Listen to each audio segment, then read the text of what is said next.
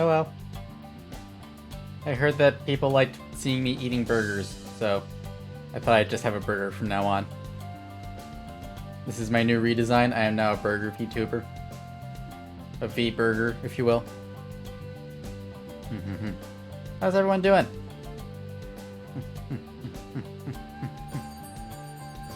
Flippy getting first. Congratulations. And Koishi, hello. And Medic, hello. And Robbie, hello. Thanks for the lurk. I have burger. Units are broken for you? Refresh the stream, Medic, because it worked on for me. Like, I can see it.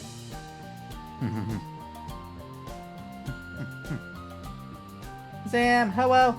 How are you? How is everyone tonight? We're going live, just like an hour late. It's fine.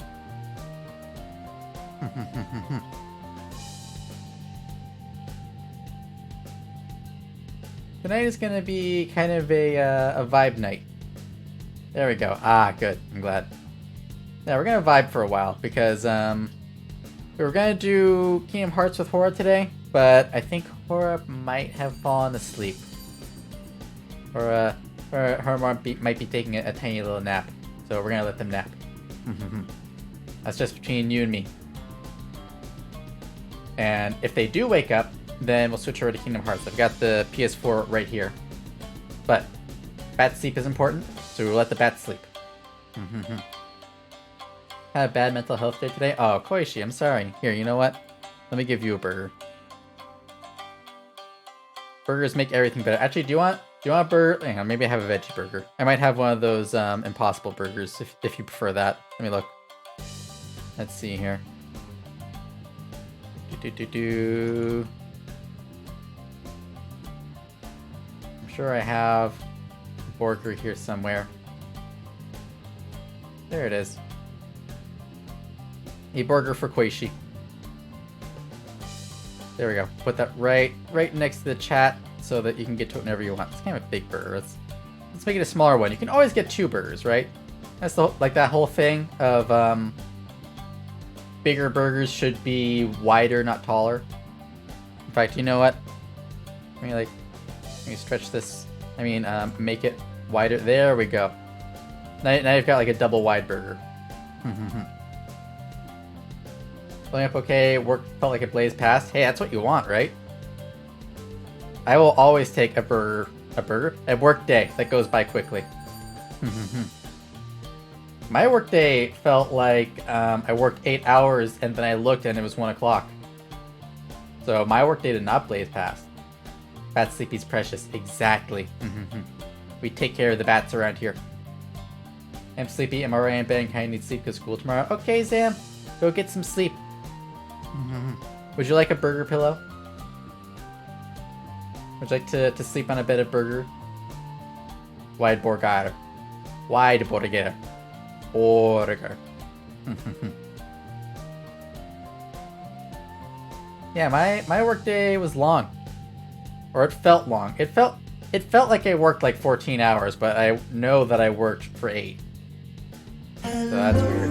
Yes, burger bed. Okay, let me stretch out. Let me expand burger for bed. Let me just go. We'll make this like that, and then we'll stretch it out. There we go. There we go. Burger bed for Zam. Hi Zeets. Hello. How are you?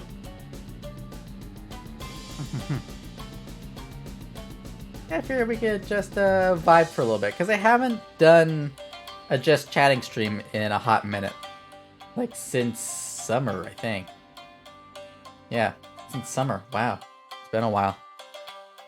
So I thought I would, I might as well take this time to try and get back into it.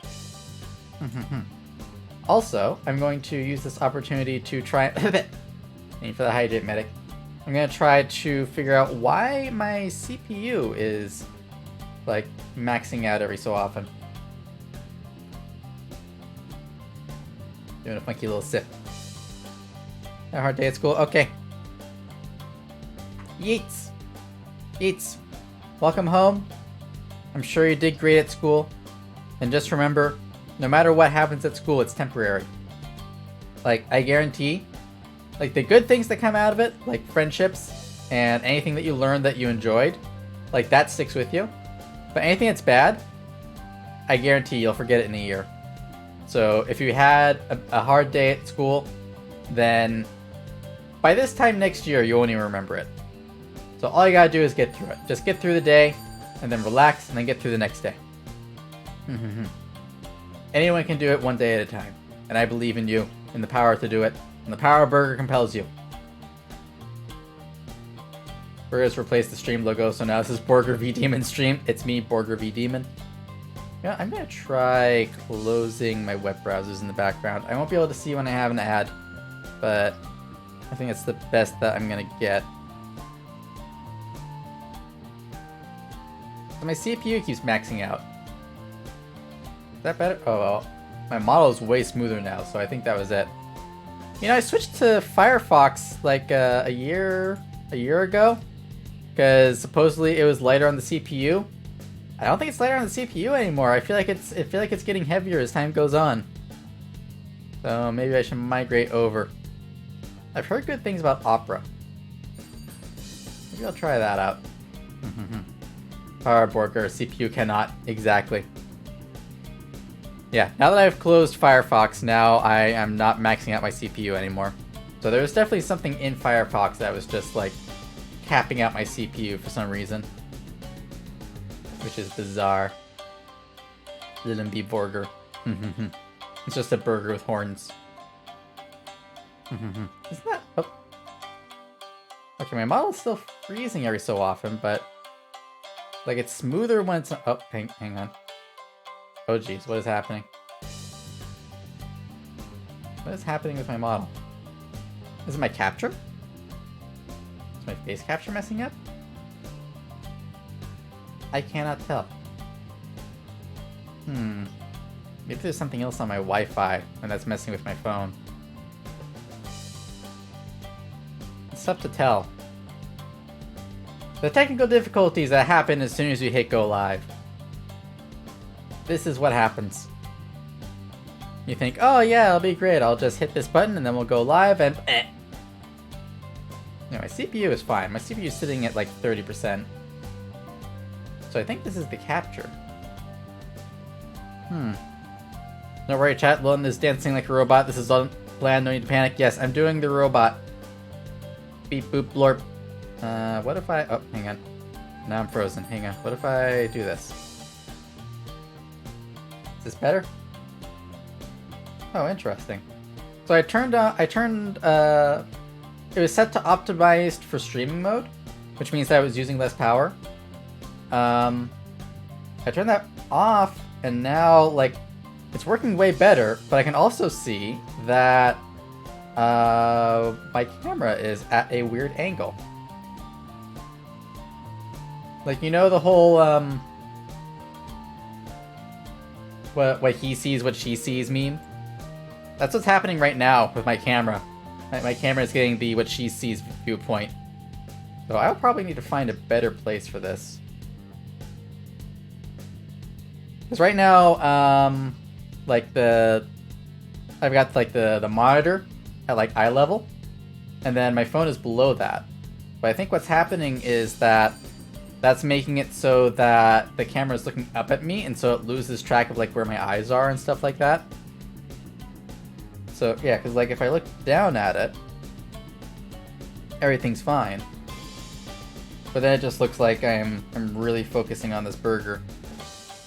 I'll just have to move it. I think if I move it to over the monitor, it might work better, but I gotta move around a bunch of stuff for that. What did I walk into? Hi, someone! We're having burgers. Would you like a burger?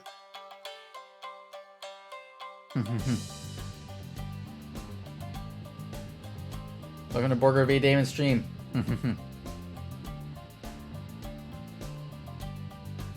Welcome to Burger Mart. How burger are ya? Yeah, we're just hanging out for a while. You know what I really need to do? I really need to just upgrade my computer. Upgrade my computer or, like, build a new one. Yep, yep. As soon as I started looking up, my my tracking started going weird. Playing just meat and cheese? I can do that. No, I can't, actually. Sorry. We have exactly one burger, it's just duplicated and spread out. But yeah, I need to... I want to build a new computer, and I've been thinking of... Like, my plan was to do it in the summer, but I might just go straight into it. I just gotta figure out the parts. Build a new one that can keep this whole one and go through 2 PC setup. I might do that, actually. I don't know. It's tough to tell because, so here's the thing. Like a 2 PC setup works if you're like gonna offload. Well, actually, I guess I could. Like I could run the game on one computer and then run like VC Face and OBS on the other.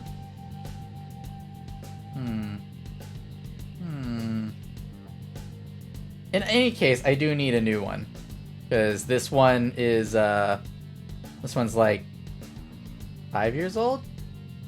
Somewhere between 5 and 7 years old. I know that much. Let's see. Yeah, right about 5 years old. I had to go through all of the things that happened in my life. Love you too, someone. There are benefits and drawbacks of 2 PCs. Audio is a nightmare with virtual audio cables and double loopbacks. I went back from 2 PCs to 1. Interesting. I mean, I was thinking that just getting one, like getting a good one, like a very powerful one would probably be the way to go. And just make that way simpler. But as well as my gaming laptop. Yeah, but Ravi, you keep computers for like 10 to 12 years.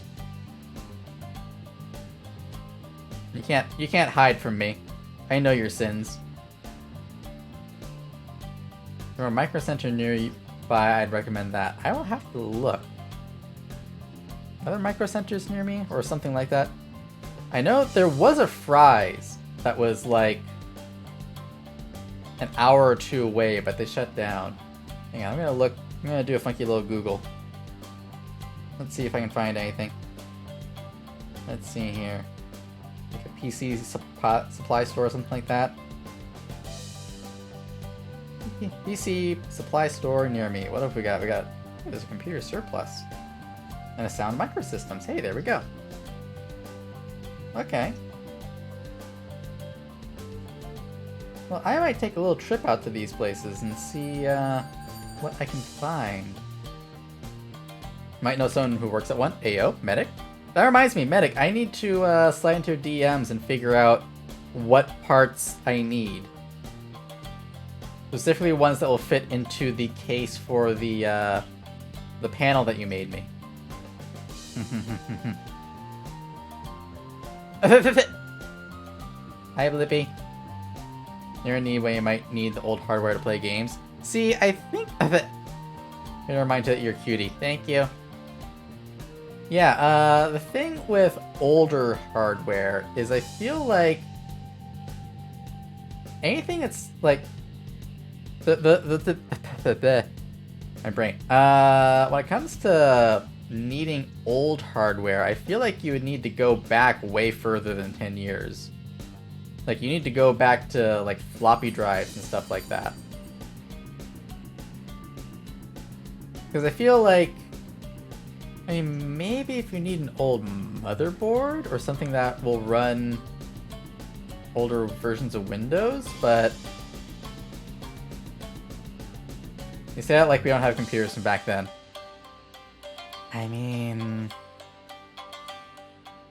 I do still have my old Windows 95 computer. 95 or 99? No, Windows 98. I have my old Windows 98 computer tucked into storage somewhere. Or do I? Did I recycle it? I might have recycled it. In which case, the oldest one I have is my Windows XP computer.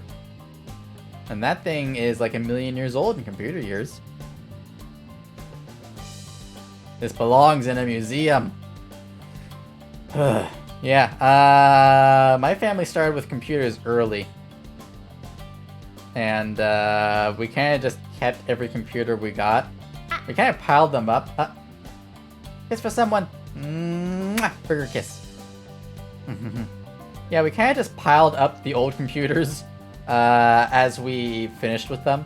It's like we got a new computer and then we put the old computer into storage. I think at one point we ran out of room.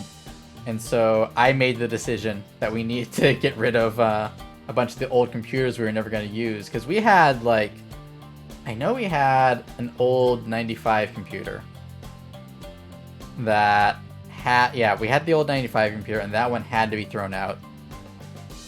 Because, like, we tried plugging it in to see if there is anything on there and it just wouldn't turn on.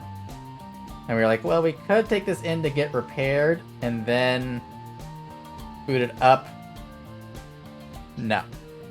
we decided against that. And then there's the 98 computer. That one was my dad's and that became mine. In 95. Why are you tossing it? It worked. I say that though. Used to have an Apple II. Nice. Yeah, we had a we also had, what was it? A Apple Tiger? I forget the exact one, but it was a computer. The reason we had it is that we knew someone who had connections to like the development of the original Xbox or the 360. It was either original Xbox or Xbox 360. And when they were testing the software for that, they used Apple computers because that was closest in terms of hardware.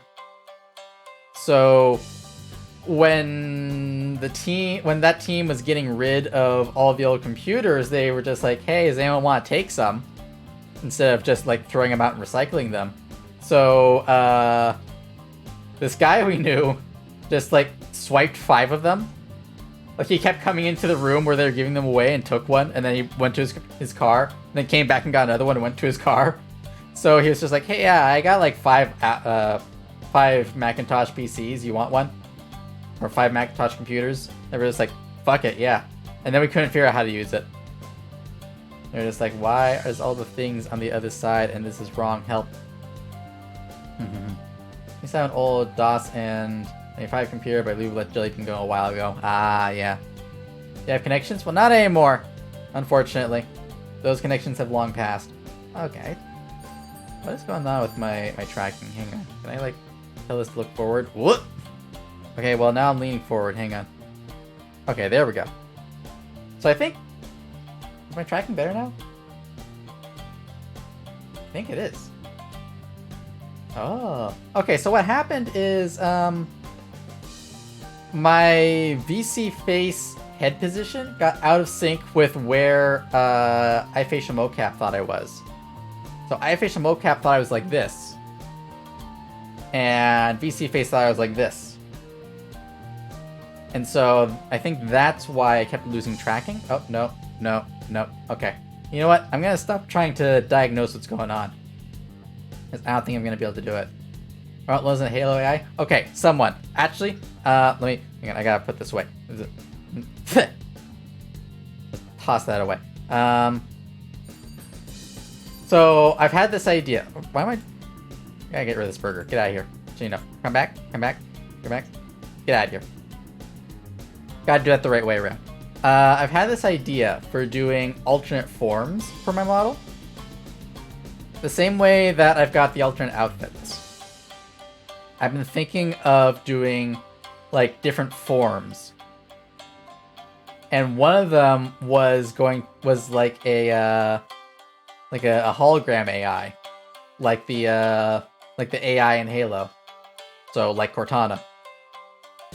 And, I was gonna call it the V Daemon form. Daemon as in, like, the computer thing, like where it's a virtual drive that you mount. Do it. Shut up and take our bits. Okay. After I work on the open use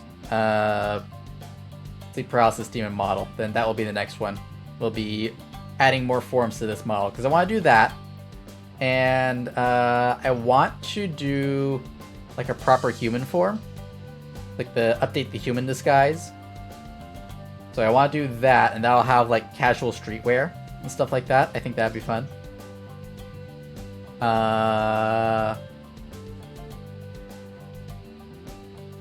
What else is there? I've been thinking about doing like a Catboy form or something. Catboy, Dogboy, Batboy, something like that. Basically all these different ways to like trade in the horns for something else.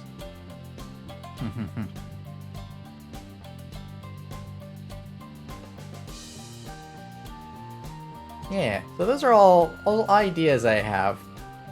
And so I will I'll work on those after I do the open use model. Because don't tell a certain cutie this, but I finished the model that I've been working on for the last month.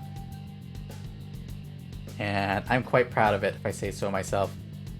I just gotta upload it all into a folder and then send it off.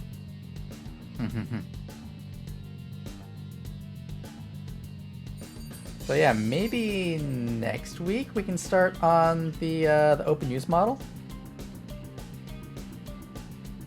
I need to think of some ideas for like the outfit and the horns. Those are the two. Well, outfit, horns, hair. Those are the three big things. Not me imagining Lilin in a Cortana outfit. I mean, I was gonna go for the whole bodysuit thing. So there's that. Actually, another one that I've been thinking of. This is more like an outfit, I guess. But, you know the whole trend of, like, I guess, like, sci-fi or astronaut characters where it's, like, you have, like, a bodysuit and then a big jacket. I really like that look, and I want to make one. Like, bodysuit, like, spacefarer style bodysuit. Like the kind of thing you'd wear underneath an astronaut thing. Like Alien. Yeah, exactly. Because there's a VTuber that I followed. Like that one character on Apex. Yeah, Watson. Yeah, like Watson's outfit. I've wanted to do something like that for a while because there's a couple of VTubers I follow who have designs like that, and I think they're really cool. So I was thinking I would do something like a Nostromo uniforms from Alien. Yeah, that's exactly what I'm thinking of, actually. But I was thinking like a bodysuit and then like a bomber jacket with like patches and everything. Kind of do like an outer space fighter pilot kind of look. So I guess that would be more of like Nostromo uniform meets Top Gun.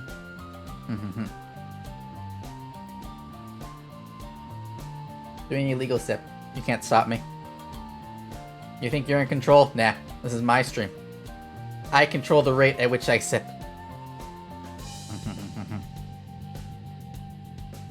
Okay, I have a new theory about what's going on with my tracking, but I think... Thank you for legalizing the sip medic. But I think what's happening is my iPhone used to connect... Thank you. My iPhone used to connect directly to the PC through my through a USB, and I think now it's doing it wirelessly, and that's why it's freaking out. I think that's what's happening. The uniform I always wanted was those rib sweater suits from XCOM Enemy Unknown. Let me look at that on my phone because I don't remember exactly what that looks like. Enemy Unknown.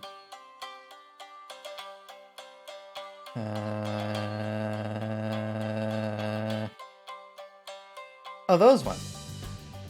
Yeah, I can see that. We're trying to alien podcast and build costumes and props from the franchise. Oh, that's awesome. Honestly, like, building replicas of props is a really fun hobby. I I used to build, well, not really build, actually, yeah, build. I used to build, lightsabers. That was my hobby for, like, 7 years. So what I did is, I started off with just, like, basically making a modified flashlight. There was this thing, a couple of companies that do, custom saber builds. And so, I think a Parka Bomber Jacket would be cool for your model. Yeah, exactly. But yeah, there were a couple of companies that would like build custom sabers. And so what they did is they had like a tube, just a tube that you would have like a modified flashlight and a tube that you would fit over the top. And then when you turn the flashlight on, it would have a colored LED. And that color would run all the way through the tube. So it was kind of like how the original lightsabers were done in the original trilogy, where it was just a tube that lit up. So I started off like modifying those. I know exactly what you're talking about. Yeah. I started off modifying those, and then I started like I really got into like electrical work with those. So I would go to like Radio Shack and buy like tiny speakers, and I would get the like the cheap like $15-$20 Star Wars lightsaber toys, and I would crack those open and take the soundboards out of them, and then I would hook that up so that it would be like you push the button and then it would start like playing the lightsaber noise. They got pretty complex. I still have like 3 of them. 3 of the ones that I built, which I am rather fond of. I have the very first one that I built, and then I have 2 that I made after that, which are like a light side and a dark side one. Maybe I'll take some pictures after stream and show you all. Because I think they're pretty cool. I think their batteries are way dead, though. That Eye's the Phantom Model he got with plans to kit bash into a Orc Fire Bomber. Yeah. I wish I had time for that kind of stuff again. AFK for a few minutes. Okay, someone, don't die. I wish I had time for that kind of stuff again. Although I guess as a streamer, I could do it on stream, couldn't I? There's nothing stopping me. No, after the free use model and after the Star Wars retrospectives. All that stuff has to wait a little bit because I've got enough projects already.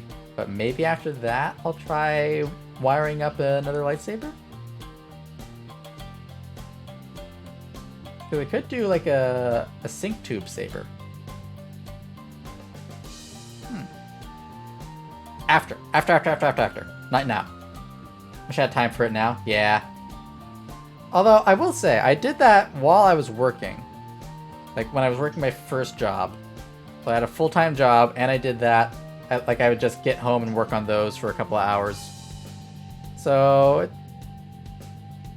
I could definitely do it on streams after work then. After. Not thinking about that now. It is getting cold in the space I'm in. Let me see if I can turn the heat on for my phone. I love that they added the there's just an app that connects to my my heaters now, so I can just turn it on from my phone. I don't have to like stand up and run away and then come back. The downside is that sometimes the app gets out of sync with the heaters, so it'll be like, I have it set on the app to be at like 80 degrees. Why is it not heating up? And then I walk over and it's just like, oh yeah, the heater's off. Okay. So then I gotta restart the app and then go from there. So now I just like restart the app whenever I have to update anything. It's not the worst. I can survive it. It also lets me check and make sure that my door is locked. That whole system is in there. So I can just be like, ayo, is my door locked? And it'll be like, ayo, it is. And I'd be like, ayo, nice.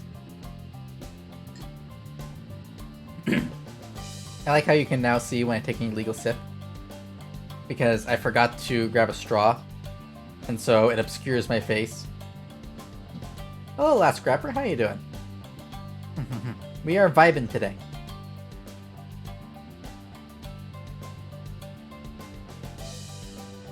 You know, one thing that...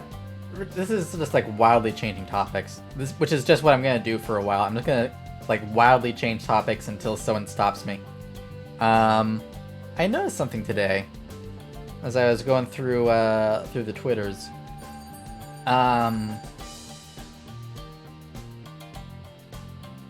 There's been a lot of bad takes recently. Like, more so than usual. Just like people coming out and like, what's the term? Being out of pocket. I think that's what the term is when you say something that's absolutely insane. I'm not gonna like name names, but they've been coming across my timeline by way of people saying, "This ain't it, Chief." And one thing that I've noticed is like, okay, so one, there's been a lot of those, which it's the internet. There's always bad takes, but one thing that I've noticed is people don't. Do people on the internet not know how to like take responsibility for something that they've done anymore? Did that stop? Because I remember being on like oh man, okay. Let me out myself here. I remember being on role-playing forums back in like the late 2000s, early 2010s. And like if someone made a mistake, then they owned up to it like right away. It'd be like if they got corrected, then they'd be like, "Oh yeah, sorry." And then they would fix it. But I've noticed on social media people don't do that, which feels weird to me. And I wonder, I have to wonder if like, is it that they don't want to admit that they made a mistake, or is it that they don't know how to? Because if you've been in the VTuber sphere, you might remember a couple of weeks ago there was a rather large VTuber who posted a non-apology where they said they were apologizing and then didn't apologize. Why do we have fingertips if we can only tiptoe? Fingertips are for poking things. And actually, here's the funny thing. Unless you're a ballerina, you probably don't tiptoe on your toes. You probably tiptoe on the balls of your feet, and you use your toes for balance, which is essentially what a cat does. Essentially. Well, I guess cats actually walk on their toes, don't they? Well, actually, no, because they have a pad, which would be right where the balls of their feet would be. They're good enough to tiptoe. That's fair. It's hard to do. Like your toes are not meant to hold up your weight. All of your toes are meant for balancing. That's what they're there for. Like if you're wondering, like if you ever look at your foot and you're just like, why the fuck do we have a pinky toe? It's there for balance. It's there for like minute adjustments when you're like moving at speed or moving on uneven terrain. Try if you've ever like gone walking on rocks while wearing socks. I know it's a very weird situation to be in, but if you've ever walked over rocks in socks or barefoot, then you probably know that you're using your little toe a lot more. I used to do that. I used to... Oh god, help. My throat is dying. 1 second. Yeah, I used to climb over... Like, if I went to the beach, the beaches where they had, like, big boulders, I would take off my shoes and socks and I would go climb them. It hurt? Yeah, well, that's the other thing. Is, unless you're used to climbing... Unless you're used to, that kind of stuff, then the skin on your feet will weaken. But, like, if you're used to it, like, my dad used... My dad mod, used to, like, run barefoot in gravel. because his feet were just used to it. They calloused up. But like when I would climb over rocks, I got really good at like using like the outer edge of my foot to catch like a ledge, or using my little toe to kind of like give me that little bit of balance that I need. Then I got older and I lost all sense of balance and I fell a lot, and then I stopped climbing things. What was I talking about before? Oh yeah, apologies. Yeah, I wonder, like, has the art of apologizing just disappeared? Sorry if this feels like very boomer. If it's too boomer of me to put things like this, but I feel like I don't know, like apologizing has become an admission of guilt, I guess, and that somehow that's a bad thing. I personally don't get that. I was taught to apologize immediately. It could also be the culture of some websites. I mean, I'm seeing it. I've seen it on Twitter, on Tumblr, on Facebook, and I feel like those three form a trifecta of website culture. I know I would never see it on 4chan. That's for certain. But yeah, like maybe it's just like the way I was raised to like identify when I had hurt someone with something I did or something I'd said, and to identify it immediately and apologize immediately. I feel like for some people there's a feeling that like apologizing means you were wrong and therefore you're not allowed to be wrong. Which is a weird take, but okay. Then again, when I was young, I was taught like a formula for how to do an apology, and that made things way easier. Just like a foolproof apology formula that you just plug things into.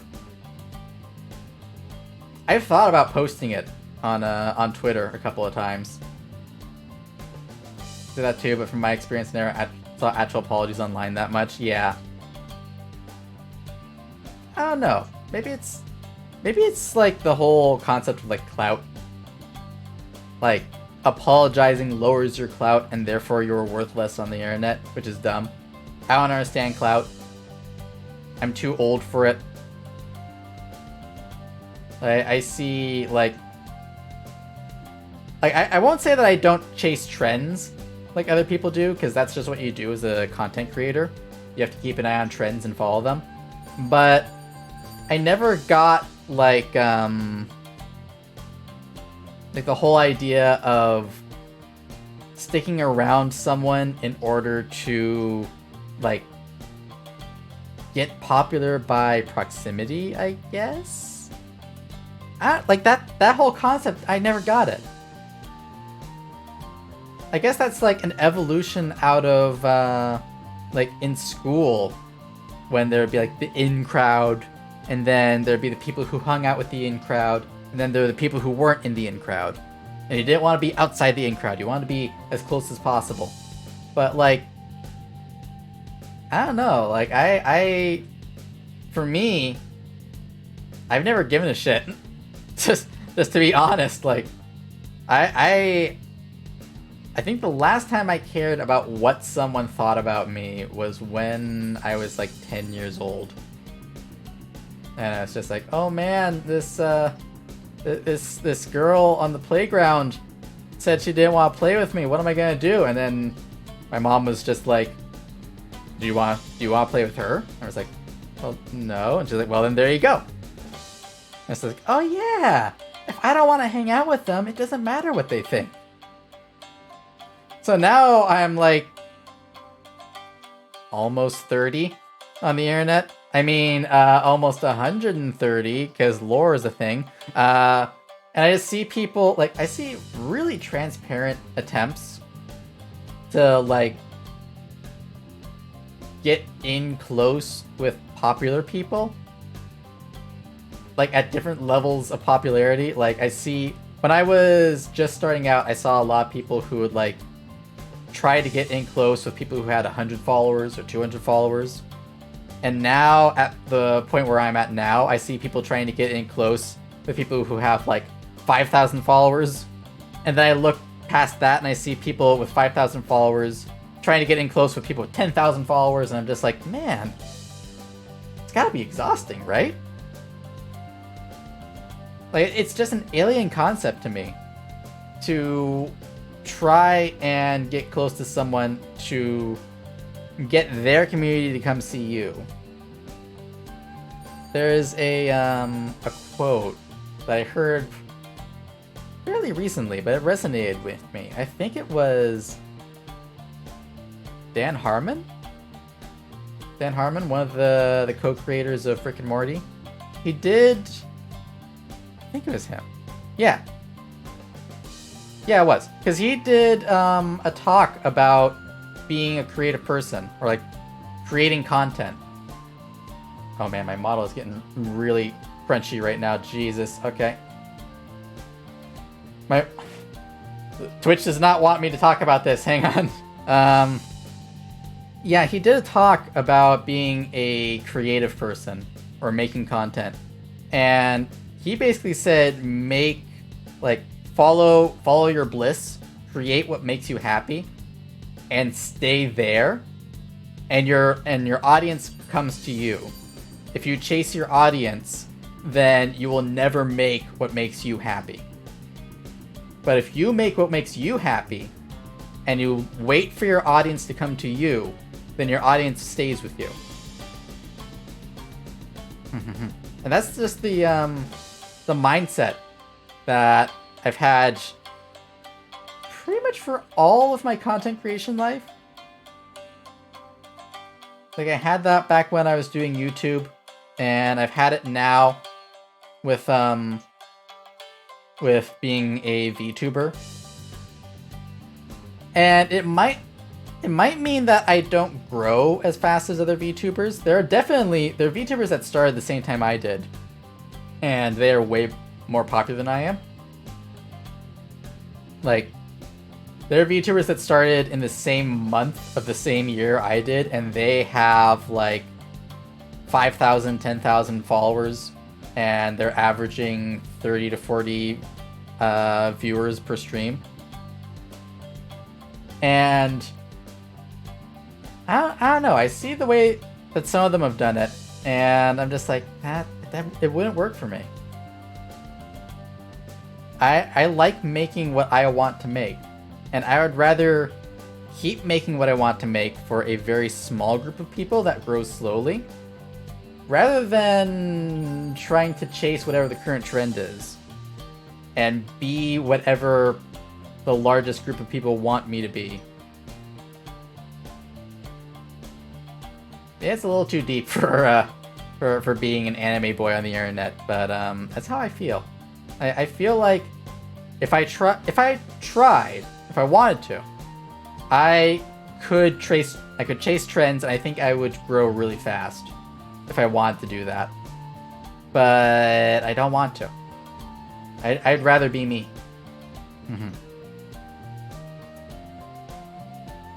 Never understand the mindset trying to get close to others, but it's not a strategy I'd use. Chasing your bliss is something I feel strongly as well. Yeah. It's the depth people crave. See, depth is... There's people who look for that depth. I definitely agree with that. Like, there are people that I follow who I followed because I saw they really were doing what they wanted to do, what they loved, and they stuck with it. And they refused to move. And I followed them for that, because I respect that, and because that commitment is something I enjoy watching. But I think also, people... How do I put this?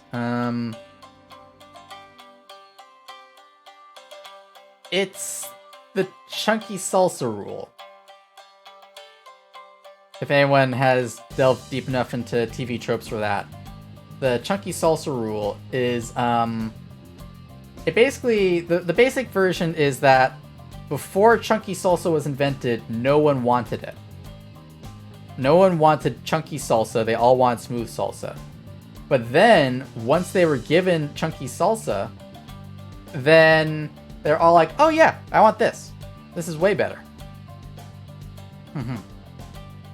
So that's what I follow, is like, oh, hi Jojo! You got me as I was waxing philosophical about being a content creator. Yeah, the chunky salsa rule. Also, I like my salsa smooth. Fair. That's fair. I go back and forth. It depends on the type of chip, actually. If it's a chip that has like a nice curve to it, where it can hold liquid, then I like smooth. But if it's flat, then I like chunky, because I can fit more on there. But yeah, one thing that I found over the years of creating content is that audiences don't know what they want. If you're all checking the chunky salsa rule on TV tropes, they probably lead to more chunky explosives. Fair. I think the other way, since the scoop can hold the chunks. Well, scoops can hold chunks either way, but I found that scoops don't crunch as well. They don't get that nice crisp crack when you bite into them. But yeah, I found that audiences don't know what they want, except that they want what they've seen before, and they want what they're already getting. And I say this as someone who has had years of experience writing and posting fan fiction, creating and posting videos, and interacting on social media. Is that whatever your audience is, they want what they're used to. Hi, someone. We're waxing philosophical today. Sippy sip. Yeah, and there's nothing wrong with that. There's nothing wrong with wanting what you're used to, because you know that you want it. It's safe. It's reliable. And sometimes, like, at the end of the day, you don't want to jump into something new. You want something you know what it's going to be like. That's why I say that something like Crusader Kings is my comfort game, because it is reliable. You know what you're getting into when you go into it. A lot of times it's hard to get someone into something new, but once they discover it, they can love it. Exactly. Like, that's what's tough about getting people into something that's different. Like, if you're an anime fan who's tried to get someone into a niche anime that you love, you know what this is like. Like, if you're trying to convince someone to, I don't know, watch JoJo's Bizarre Adventure for the first time, the hardest part is this game to sit down and watch. Once they watch it, they can form an opinion of it. But right up until that point, they're going to want something like what they already know. Can I get your advice on something? Absolutely. Kind of like how I'd never tell you I wanted a game like Minecraft before I knew about Minecraft. Exactly. That's exactly it. Like, until you experience something, you don't know that you want it. And so my mindset is, rather than trying to give people what they already know they want, let me create what I know I can create.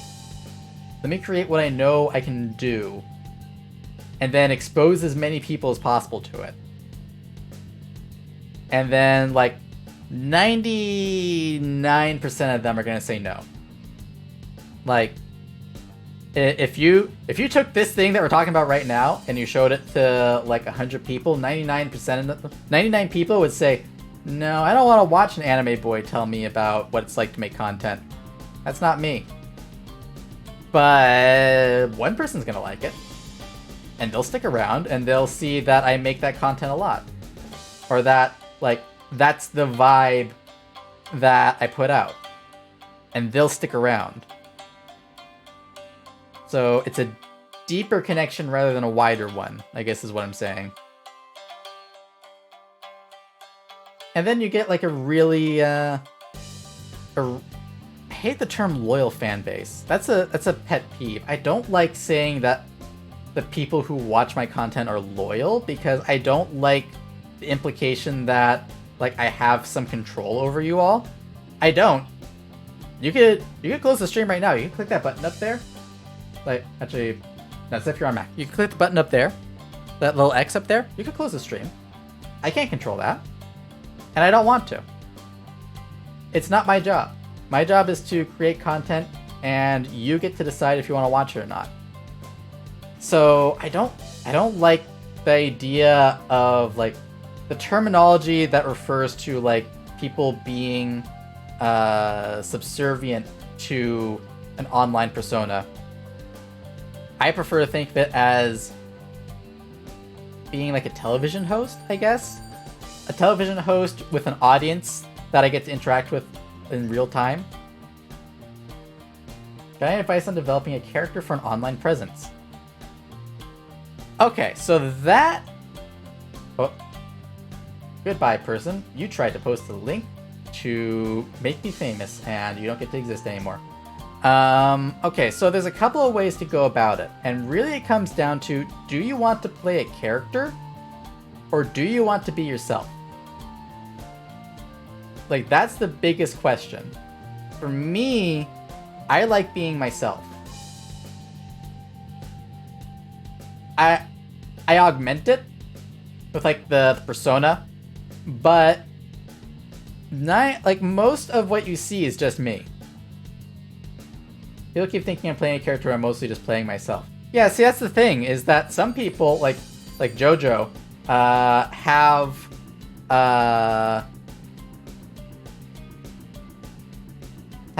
like personalities that work that feel very animated. And so if you can do that, then you're set. But you can also, like, it's how comfortable you are with how much of yourself you show versus how much effort you put into a persona. So, like, again, not gonna name names, not gonna out people, but I know people who stream with a persona, and they're really good at it. I was told recently that I was good staying in character, which I had mixed feelings about, LMAO. Yeah, I feel that. I feel that. It's tough when you're like, when you feel like you're putting a whole lot of yourself into something, and then someone gives you a compliment for faking it so well, and it's like, oh, thank you. They aren't watching the stream where they know that Link wouldn't have had any success here. Exactly. The fools. Yeah, so like, if you're comfortable with playing a character, then you can build the character however you want, or however you're comfortable with playing. There's some VTubers that I know who are really good at that, and I'm impressed, like, seriously impressed. It's a hard thing to do. But I feel like it's easier to start off from yourself and build on that. Like, yourself plus, if you want to think of it that way. Like, what's a good example?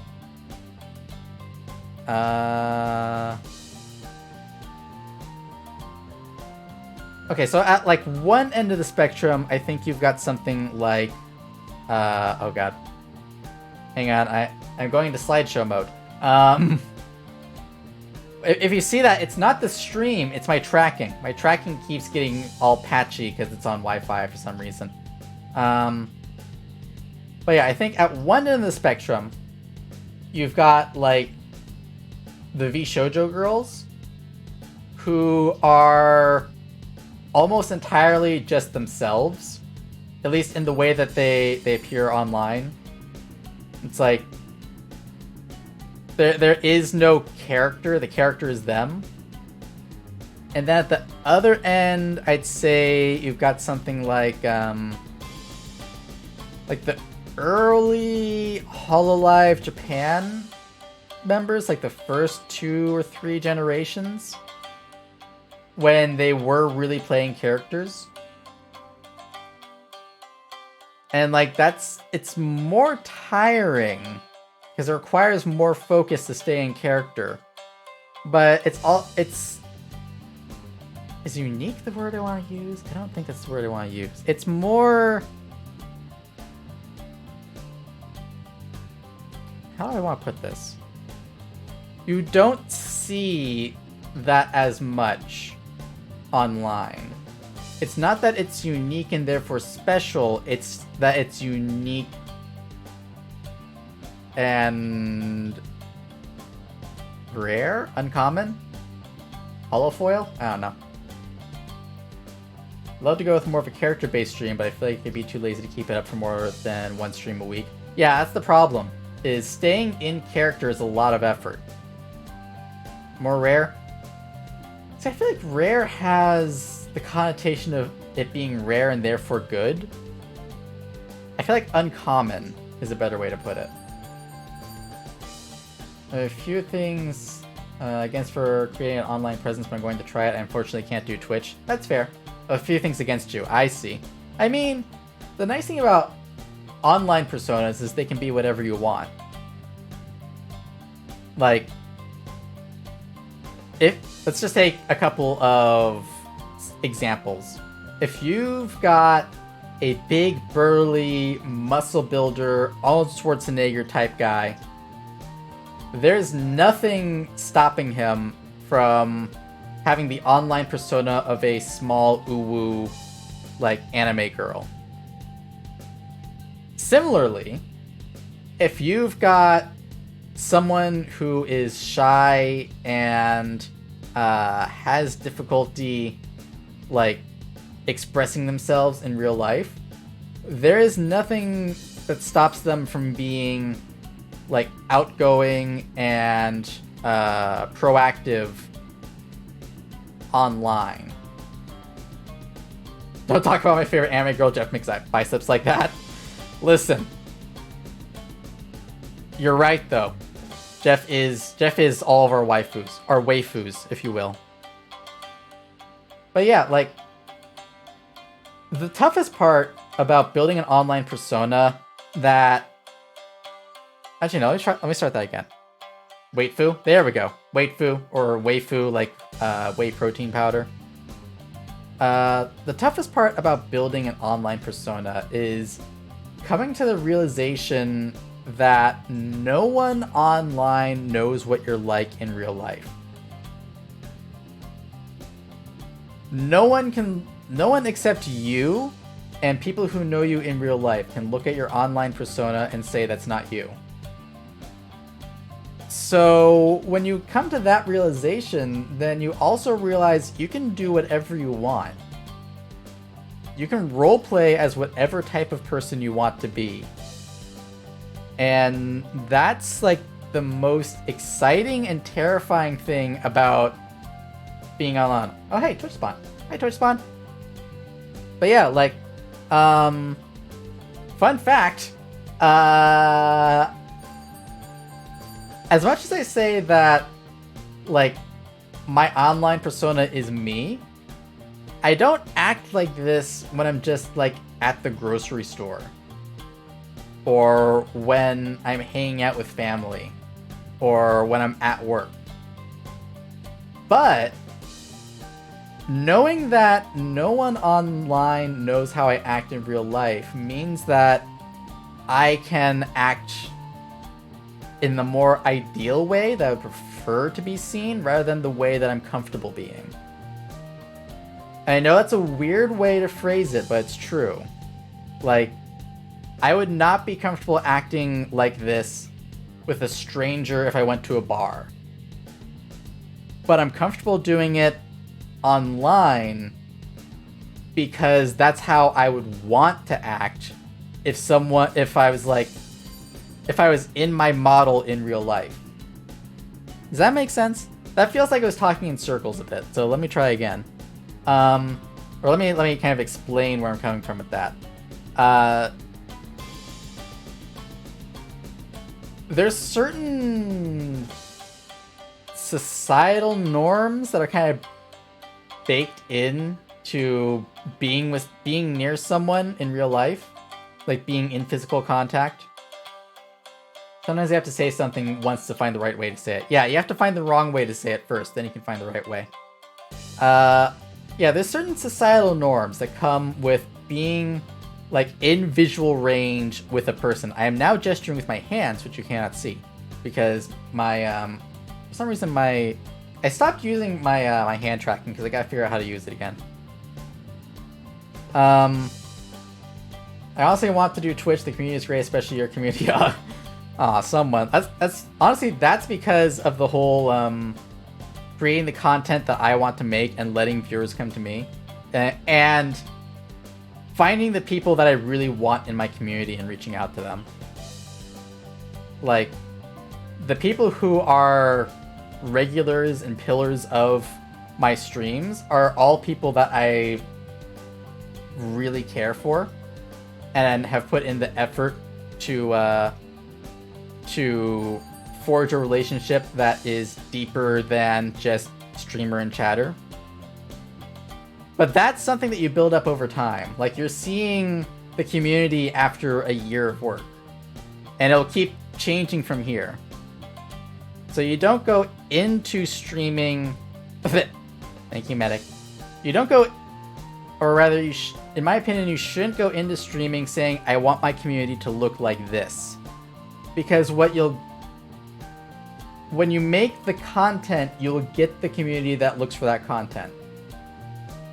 And so if you want your community to be enjoyable for you, then you make content that you enjoy. And then you automatically have something in common. Building a community is hard, especially for me, because I feel like I'm a niche inside of a niche. I can see that. I can see that. But I feel like if we take JoJo, for example, the people who watch JoJo really like JoJo. Like, I feel like that's kind of like the funnel that you go through. Is like, the community is based around the leader of the community. And like, then the hard part is just outreach. The hardest part of getting people into your community is letting them know your community exists. It's true, because I don't know many people like me. I guess so, yeah. It's... How do I put this? Okay, let's take a couple of examples of just like online caricatures, we'll say, and their communities.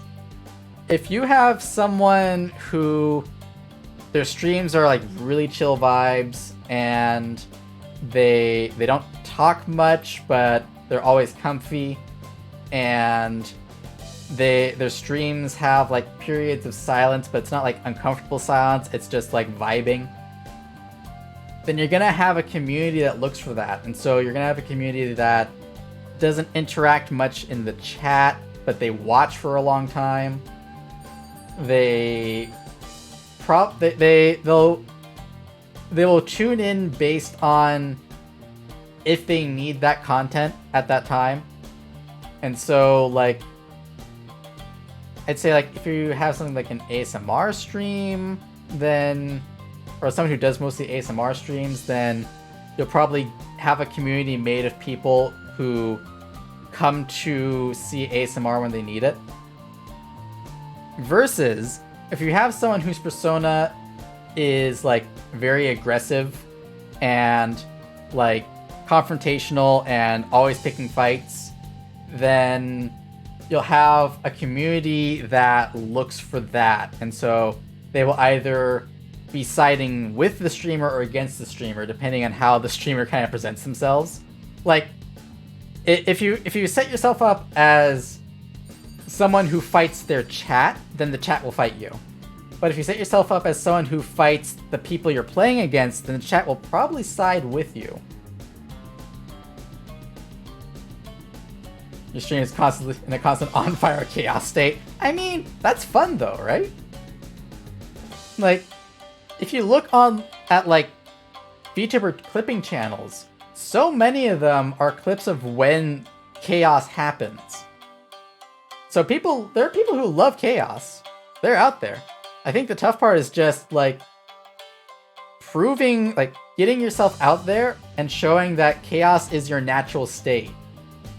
It's not a bug, it's a feature.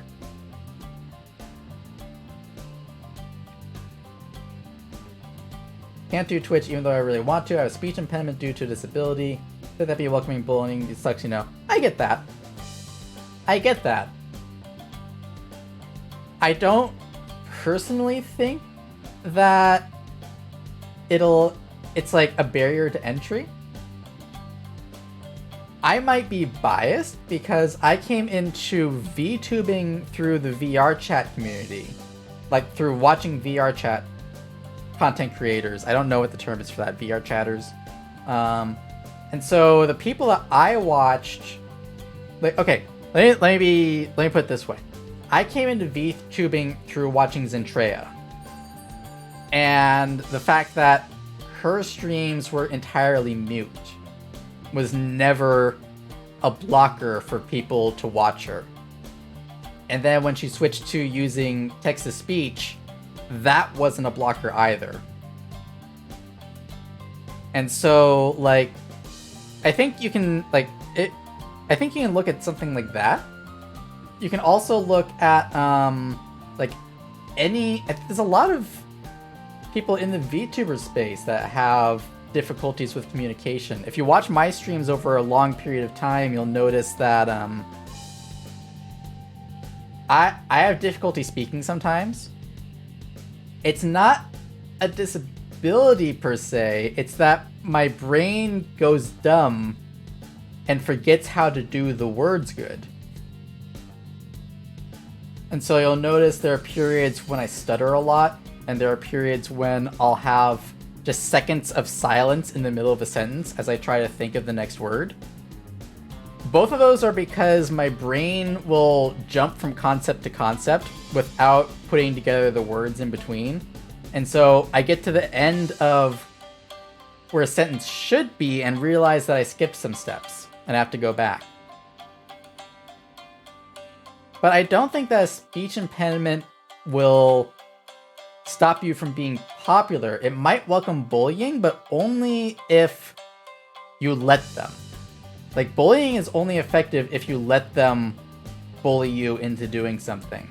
If you put your foot down right away, then they can't do anything about it. As the streamer, you're the one in control. And so if they're bullying you, you ban them. Like, straight up. Like, you just say, alright, fuck you, and they're out. They have dyslexia and do a lot of VN stuff. Exactly. Like, there's nothing... Like, honestly... There's nothing... Well, I don't want to say nothing. I know it's hard. Because, like, I don't... from the place of not having those difficulties, I don't want to speak for you and say that it won't stop you. But I do think, as someone who has had other difficulties, I do want to say that you can work through it. Yeah, play about my regulars bully me all the time. Jojo, you do open yourself up to that. That is part of your brand, unfortunately.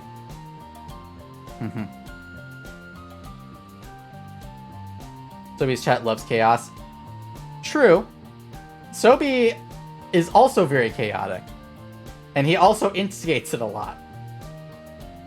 Clippers only get the cum clips where they slip something lewd and act cute about it. Unfortunately, like, for people who aren't regulars in the VTuber community, that is the kind of stuff that gets play very easily. Like, if you didn't know what VTubers were and someone said, hey, look at this anime girl who says fuck, then you would definitely watch. Like, you would want to see what's going on. But for people who are in the community, like, I don't know. I haven't seen a lot of people inside the community who are big proponents of those kinds of clips. Character that I come up with, I want to integrate something to make a lore reason why they don't talk. I appreciate them. Yeah, of course, someone. And if you want to run ideas by, like, just in general, in my Discord, which Let me do a shameless plug right here. In my Discord, I have a section, or like a role for streamers and aspiring streamers. And one of the channels in there is a honest feedback channel. If you go there and you post an idea that you have, then I and other members of my community will give you like what we think about it and any advice that you might ask for. So if you have ideas and you want to share them with a wider audience, feel free to do so there. And I guarantee, like, if you enjoy my community, you already know that we won't bully someone who is looking to honestly improve.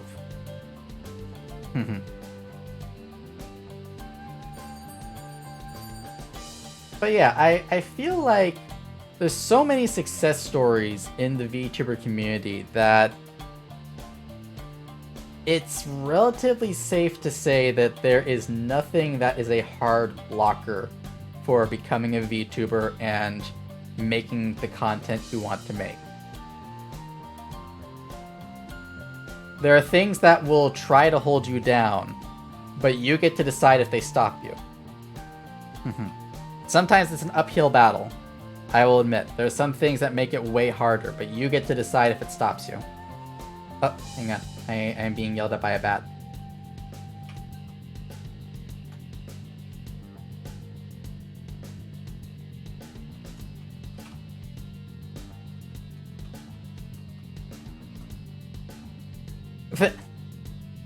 Thank you for the heart. Bat, yes. Hang on, I'm gonna let the bat know that y'all are throwing hearts for them.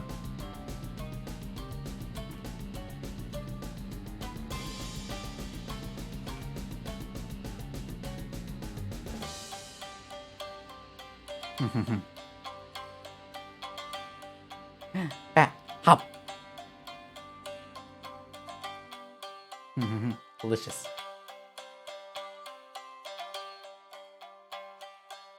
But yeah, what was I talking about? My brain disappeared. I saw a bat, and now my brain has to reset.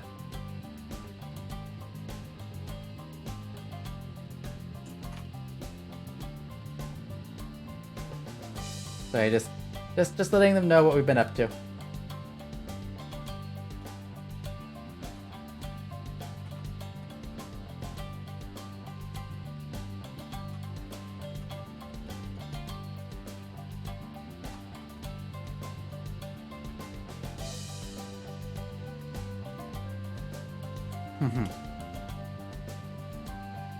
Yeah, like, honestly, I feel like there's two big, like, roadblocks. Is roadblock the right word? Not really a roadblock. I want to say, like, speed bumps. Yeah, there's two big speed bumps in VTubing. One is just, like, common across all content creation, which is it's hard to find your audience, or hard for your audience to find you. Oh.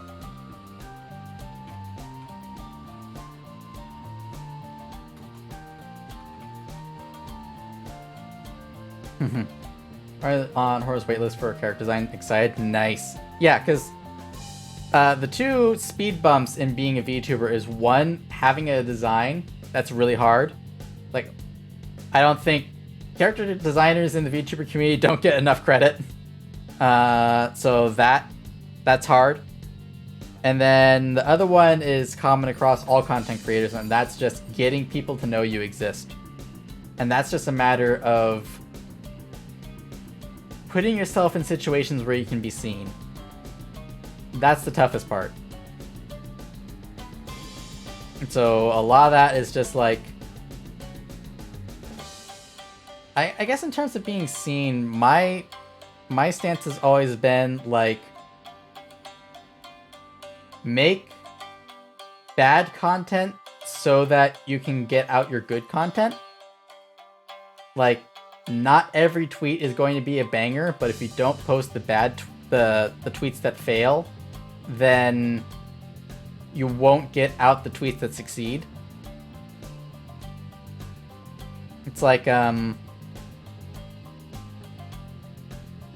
think of it as like you've got a pipe and there's just like a bunch of like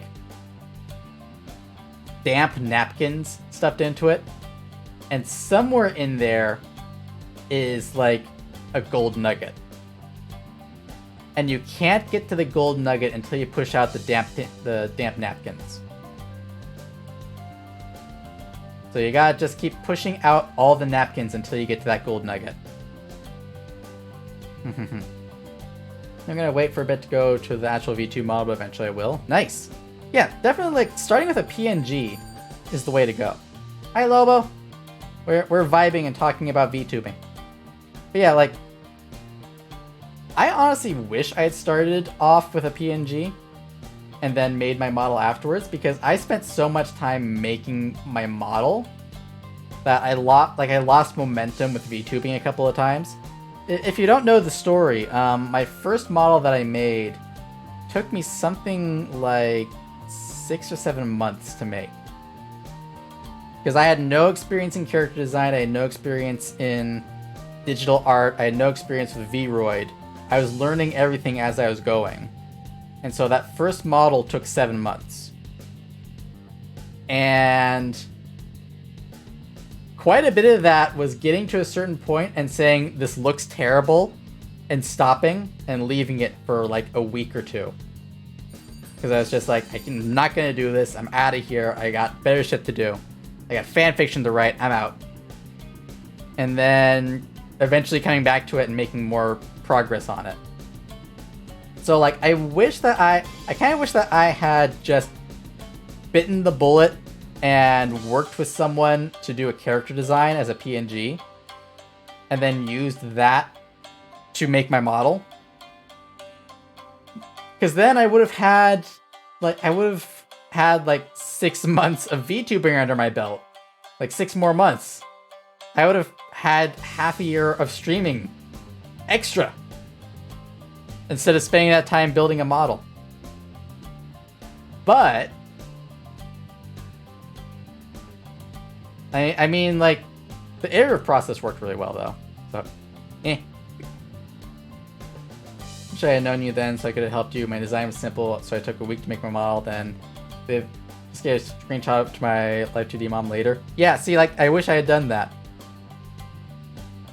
Because, well, okay, so here's the thing. I didn't want to join the VTubing community until I had my model, because I felt like I wanted to jump in with both feet. Like, at that time, I saw having just a PNG as being like, I don't know if I want to go in all the way or not, so I'm gonna just put this picture out here. I don't feel like that now. Hello. We're talking about VTubing.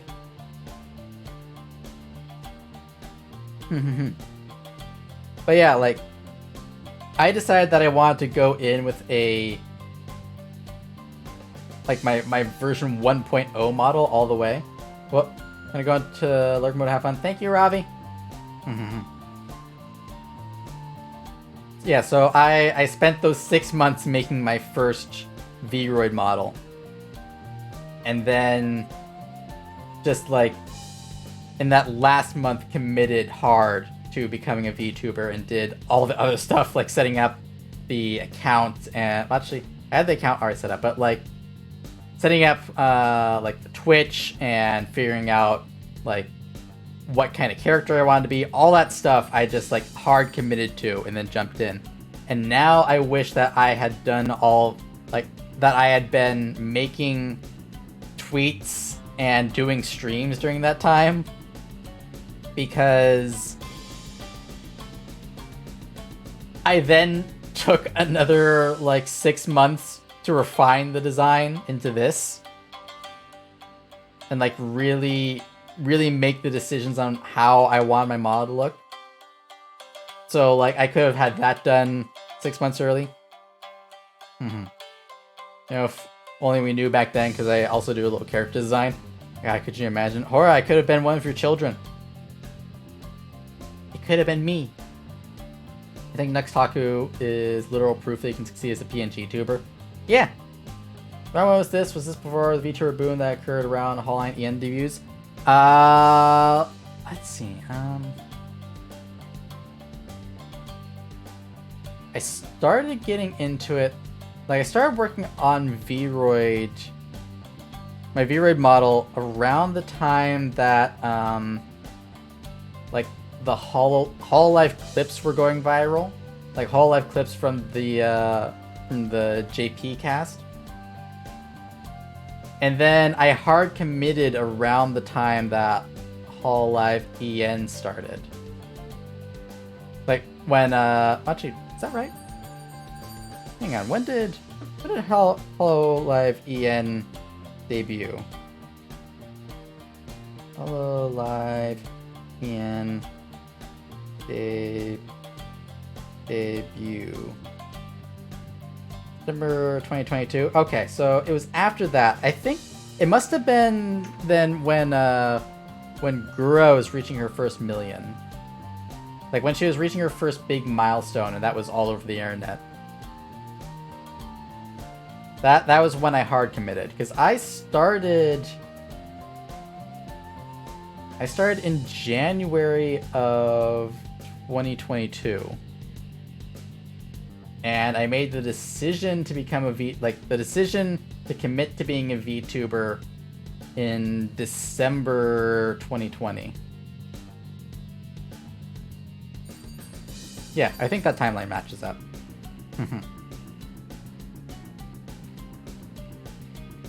Should I start before all that? If it's a VTuber before that, I think it could have been less drowned out. There's nothing you can do about that. Like, honestly, there's so many VTuber. Okay, so first of all, it's that whole story, like that whole proverb about planting a tree.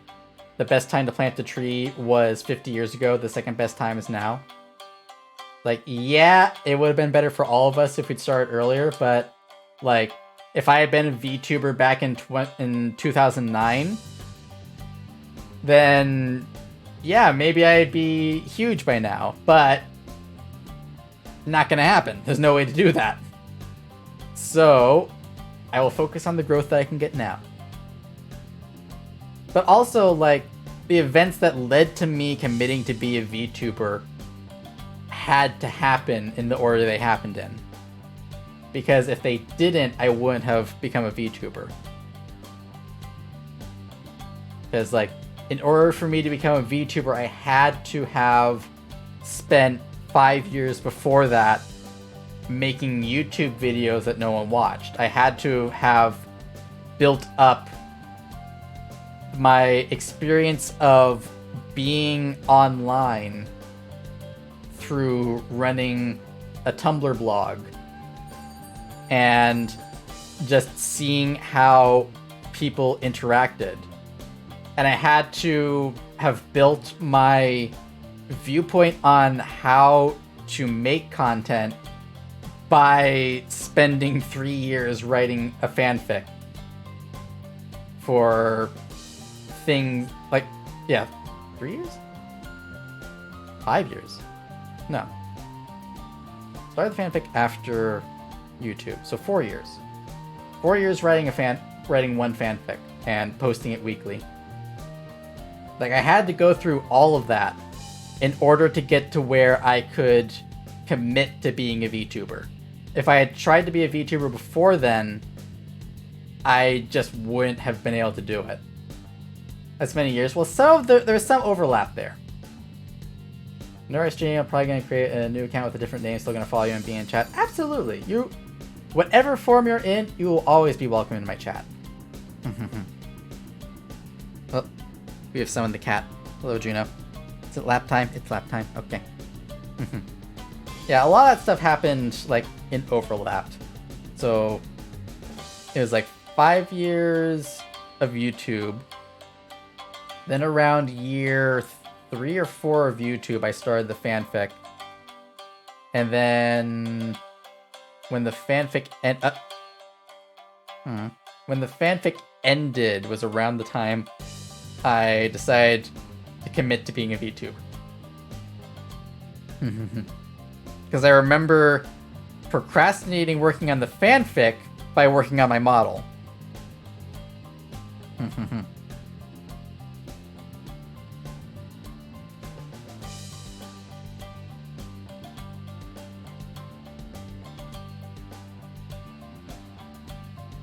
Just me, we're getting a little bit crunchy. No, it's not just you. My tracking has been being weird. Thank you, Blippi. Yeah, my tracking... My iPhone has decided it wants to connect to my computer via Wi-Fi instead of the cable I have plugged in. So sometimes it gets crunchy, but I'm not dropping frames.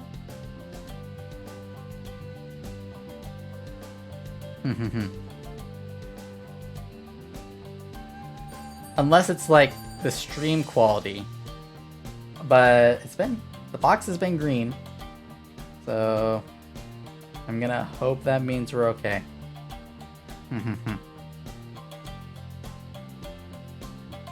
Decided commissioning horror in the future? Yeah, same. As soon as their commission's open, I'm gonna slide in. I'm gonna be like, "Hey yo, paint me like one of your French bats."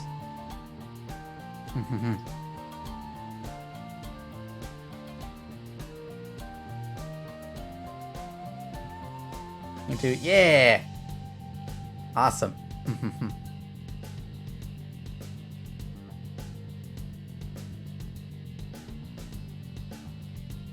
Dance. Oh, give me 1 second.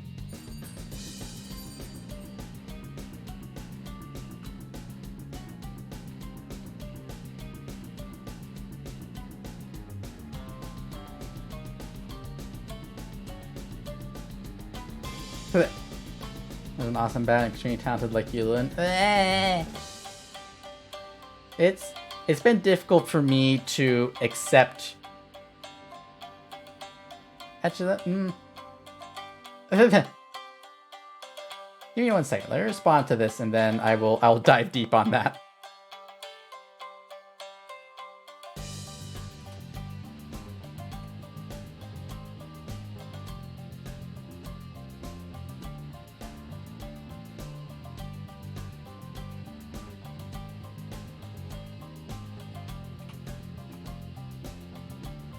One second. I am speaking bat.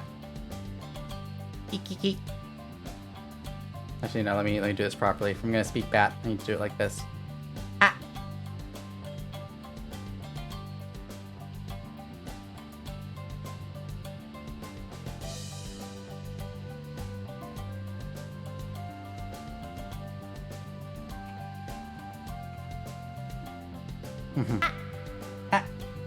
Kiss for Hoa. Mwah. What if I just, like, out of nowhere, switched the sound for that from Galgrua to just Hora going, ah. But yeah, funnily enough, it's taken a long time for me to, like, come to terms with people thinking what I make is quality work. I thought it was Hora. Yeah. No, it's from one of Gura's early clips, like from her debut. But I want to switch some of those up, so maybe that one will become a certain bat. But yeah, it's been tough for me to come to terms with people thinking that it is quality work. That's what I'm trying to. I'm just now, like in this last couple of weeks, like getting to the place where I accept that without trying to push back. The very first syllable Gura spoke was that ah. Yep, it was. Here, I can do it too. Hang on.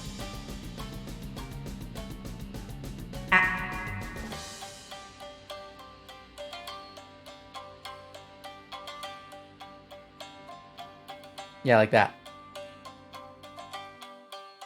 So much of what you touch is gold. Thank you. But yeah, like,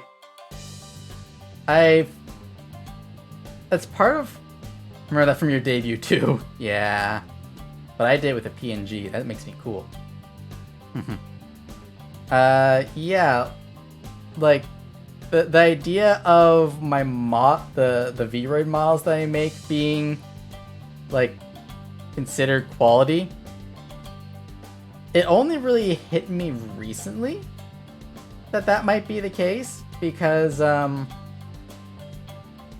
had, like, 2 people ask about commissions, and it's just like, you're talking to someone else, right? You can't be talking to me.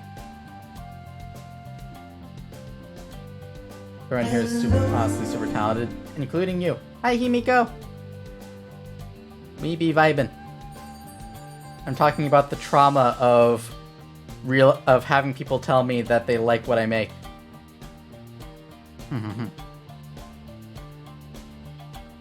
But yeah, like, it's been very recommends you at any given chance. Ah! How dare. I mean, thank you, but how dare. I do think I will attempt model commissions in the future. Like, before the end of this year, I think. I don't know when I'll open them, and I will probably only do one at a time. Just because the way that I do the models is, it takes a lot of effort for me. It's a lot of effort, like mental effort, to actually do it. So I don't want to have, like, a list of people who are waiting for them. I'd rather just work on one and make it and then get another person.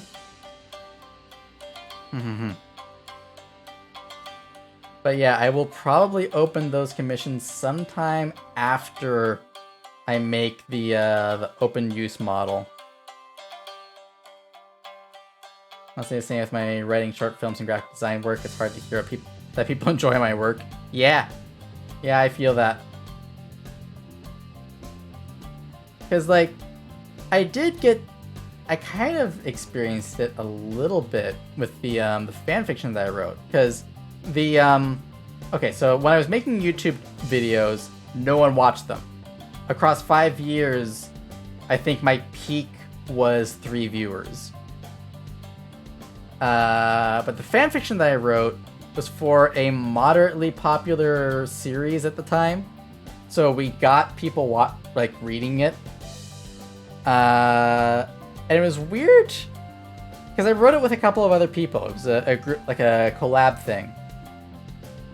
And it was weird seeing comments where people were like, I really enjoyed this part. And I was just like, wait, I wrote that part. And then going into VTubing, I just kind of felt like the model I made was the kind of model that anyone would make if they put effort in, like, if they put a bunch of, like, 7 months of effort into their model. Apparently not. Apparently people liked it. So that was a shock. Real quick, I love the thin strands of hair that are kind of separated from the rest, right? It adds, I want to have, like, the silhouette that's formed by the thin strands, but I didn't like how that looked with the thicker part of the hair. Or, like, the main body of the hair. Hello there. Scrappy Doo? Scrappy Doo. Thank you for the follow. Welcome, also welcome to the stream. How you doing tonight? Or should I say, puppy power? Modeling is hard. It is hard. I get that now. After seeing a bunch of other Vroid models out there, or other VTuber models in general, I understand, like, it's difficult. But I feel like starting from the place of having an image to work from makes it way easier. Because, like, the first model I made, I had no references. And then that took 7 months. And then when I did version 2 of this model, I did that in 2 months. And that was starting from scratch, using my first model as a template. Modeling can be hard, but there are different levels. True. But I do feel like I've always been a believer that you can substitute time for skill. Like, if you don't have the skill in something, you can still make a product that is of comparable quality to someone who is skilled. It just takes you longer. So that's why I'm like, when you commission something, you are paying for the years of experience that it took to get there. Imagine me getting a character design from Hora, then getting a model from Lilin. A person can dream. Ayo? I mean, it depends on what you want, but we'll see when you get your character design back. But yeah, like, I've always believed that you can substitute time for skill in pretty much anything. So I went into VTubing assuming that everyone put in like 7 to 12 months of time into their model before they showed anyone. Something takes a long time, say 7 months for no specific reason, then better start small and improve on it gradually. Yes. And that's why I would much rather have started with a PNG and then built my model over time. But, again, can't do anything about that now. It's in the past. You can either run from it, or learn from it.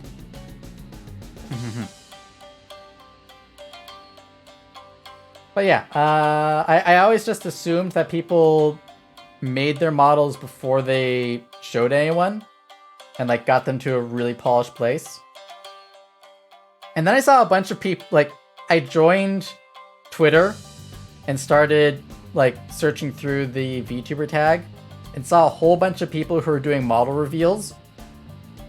And it's just like, hey, I'm a new VTuber. If you want to reveal my design, make sure that you retweet this 100 times.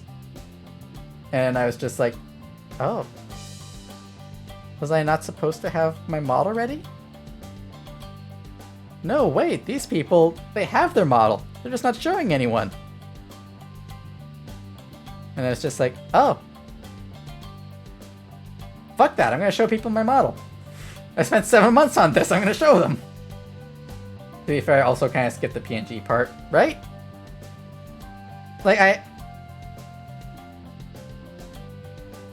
I do feel like coming in with a fully built model kind of gave me a boost early on.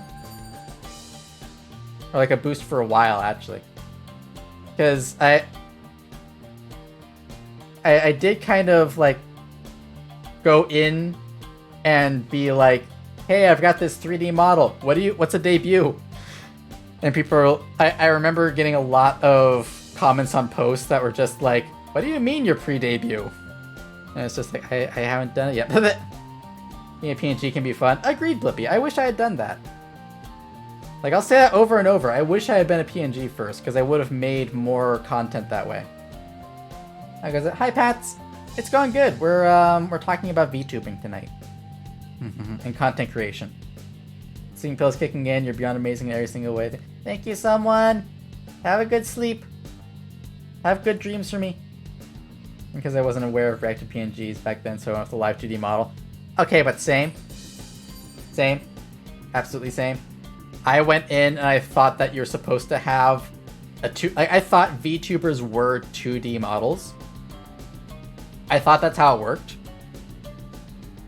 And then I got in there with a 3D model and people were like, how did you do that? How is that possible? Because apparently, like, I didn't know that 3D models were supposed to be, like, at the time were considered the next step up because people didn't know what Vroid was. Thank you, Medic. Only into VTubing because I got a free reactive in a giveaway. Hey, I mean, the gods called to you and they said, hey, you're a VTuber now. You can't say no then. I also thought I had done my debut a long time ago. I thought so too. I thought you had done your debut when I first met you. Because I'm just like, look at how professional this model is. And how effortlessly this person is streaming and making content. And then I got to know you and I was just like, oh, they're just like me. They're just like me for real. Eh. Hi, Zetter. Thanks for the hydrate.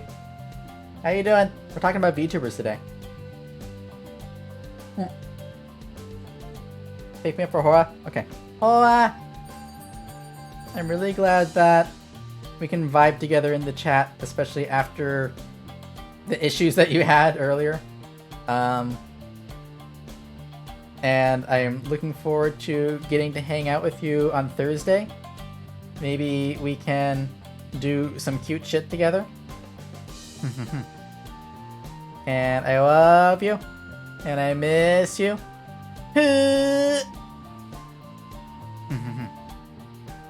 Have your experience with streaming or content creation be a part of VTubing? You could have fooled me. I thought you had been streaming for like 3 years. Hi, Kit. How you doing, champ? I am good. Oh, Loro, you want the, Oh yeah, oh yeah? Oh yeah, oh yeah? Man, I wish that my tracking wasn't at like 5 frames per second. Alright, tired? That's fair, Zetter. You should get some sleep. I'm all about that. Okay. Reminder to future me. Figure out why my iPhone is using Wi-Fi instead of the cable it's plugged in. And our presence was art and commissions no one wanted. And now look at you. Everyone wants to commission you. Including me. But that's how... I feel like that's how everyone starts off. Like, everyone starts off... That's not even like a feeling, that's just how it works. Everyone starts off unknown with skills that are above what people think they would have. Like, I don't think there's anyone who goes into making videos without having watched videos. There's no one who gets into writing without reading books. There's no one who gets into art without looking at pictures and looking at drawings. So you go in with a certain amount of skill already. Or at least like a certain amount of analytical skill. You know what you want something to look like. Then it's just a matter of finding out how you get there. And then when you eventually put it online, then you're coming in with a level of skill that is above what someone who's never done it would have.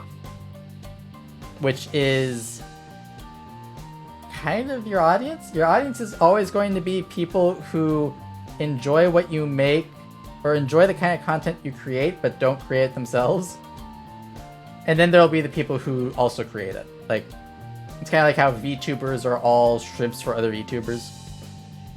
It's because I also didn't really watch streams before I started streaming. I mean, that's fair, but you watch TV, right? Like, I didn't really... My experience with watching streams before becoming a streamer was 2 streamers. There are 2 streamers and both of them have been canceled by now. Not a whole lot. Well then, Hora, that just means you're a genius. I'm sorry. You've outed yourself as a genius. But yeah, like, my experience with streaming was 2 streamers who, in between the time I started wanting to be a streamer and became a VTuber, they both got canceled It's incredible. I don't know how that happened. But after like a lot of what I do for streaming, like my how I act on stream is based on watching TV and how people who hosted shows would act. So it's like a lot of like this kind of just chatting style that I do is like Welcome to the sleepyheads. Thank you, Medic, for gifting a sub to Kit Coffee. Enjoy your month of emotes and your complimentary bell. Did I say anything when you joined? From there? Not really. We were just love posting at Hora because apparently they didn't watch streamers or TV before becoming a streamer and being really good at it. But yeah, a lot of how I treat these like just chatting segments, like the parts where I'm not playing a game basically, was watching TV shows like Good Eats and how Alton Brown talked to the camera, and I was just like, I want to do that. Or like watching Animal Planet and seeing Steve Irwin and how he talked to the camera about what he enjoyed, and I was just like, I want to do that. And so that's the kind of energy I try to bring to when I'm talking to people on stream. So I'll record those lines for you whenever you want, Hora. There's space waiting for you. The Blessed Man, yes. Blemst. I have something of a unique perspective on the VTuber community as I pretty much got involved with the community by accident.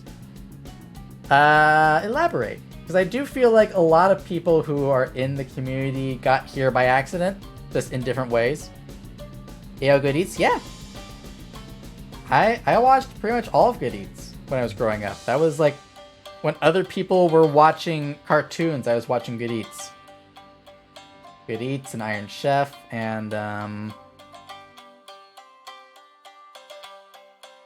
brain is blanked on everything. I got here by complete chance. I mean, I feel like for a lot of people, actually, I don't know how it is for people now. I know I got in because VTuber clips started being recommended to me after I learned about VR chat. Found Kocho on the front page of Twitch making Hora's BGM. Really? Wow. I'm involved with VTubing not by bigger creators but my IRL friends. Fair. Sometimes it's the people that you know that grab you by the ankle and drag you down the VTuber rabbit hole. I was like that for my friend. That's how I grabbed Underworld Bear and dragged him kicking and screaming. Actually, it's not even kicking and screaming. I kind of just like polluted his YouTube recommendations by being a VTuber and sending him like clips of HoloLive and then clips of the people that I was meeting. And then eventually his YouTube feed was so polluted that he just decided he was going to be a VTuber. That was fun. I love corruption arcs. But yeah, my brain turned off. Yeah, I feel like a lot of people come into, or at least back probably in 2021, lots of people came into the VTuber community by accident. I can't stay, but I hope you have a wonderful rest of the stream. Thank you, Kit. Enjoy your whatever it is you have to do, and if you can't enjoy it, then survive it. I believe in you. But yeah, I feel like a lot of people in 2021 kind of fell into VTubers accidentally. And then for people who came in after that, I don't know how you get into VTubers now. How does someone who's never who's never like seen VTubers nowadays learn about the existence of VTubers? I don't think it's through Hololive anymore, is it? Maybe through Hololive EN, but I feel like a lot more people probably learn about VTubers through either indie VTubers or maybe VShojo. Like, I feel like people who are on Twitch probably learn about VTubers just by seeing, like, VShojo on the front page. Or other big streamers like Haruka or Snuffy. But if you're on YouTube, how'd you learn about VTubers if you're on YouTube and didn't already have VTubers in your recommendations? Because I got in through VR chat, like through VR chat clips, and a bunch of VR chat streamers became VTubers. So I kind of got pulled in that way. Nowadays, now that VR chat has slowed down, might be through clipping channels, actually.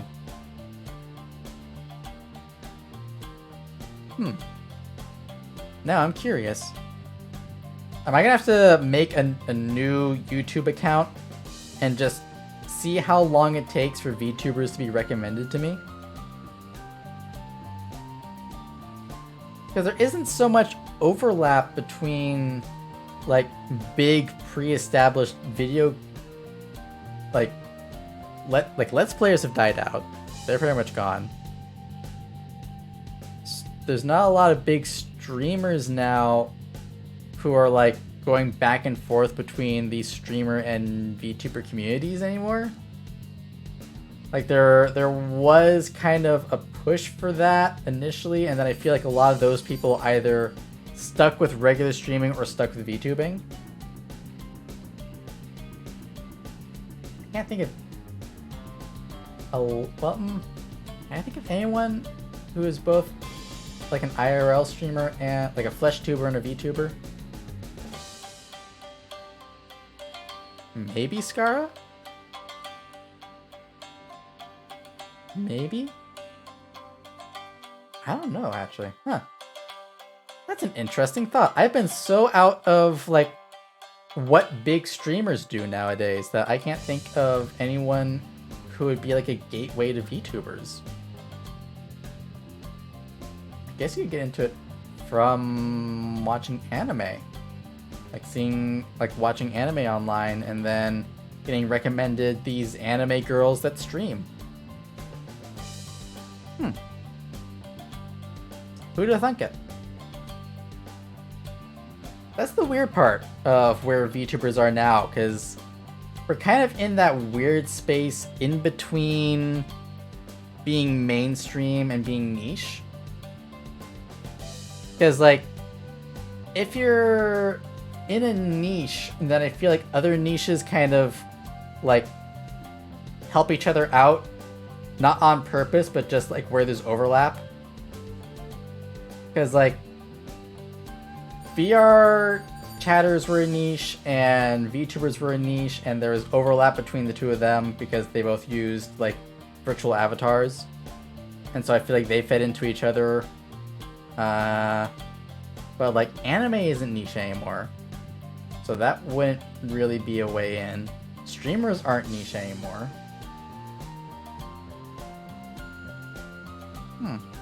But VTubers are. Well, VTubers aren't niche. We're in that weird place in between.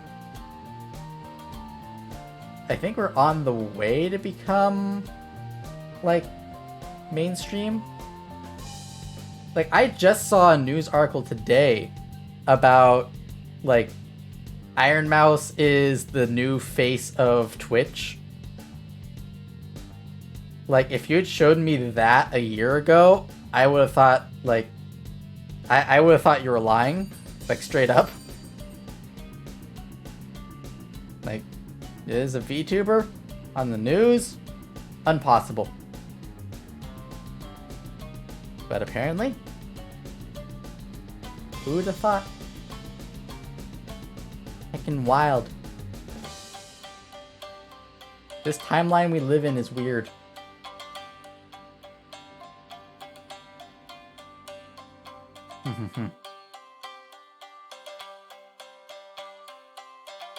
Stop something. Thank you, Hora. I do a stretch. I got hit with a burger with eyes. That's unfortunate. And a snack. I have candy ginger. Thank you.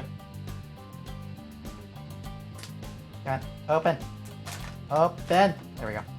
Yeah, I added in... I just searched for, like, Fortnite food and Fortnite drink when I did my Fortnite stream. So I added in the Chug Jug, and apparently there's a burger with eyes. So I added those in as options for the snack and hydrate redeems. Right, munch. Ah.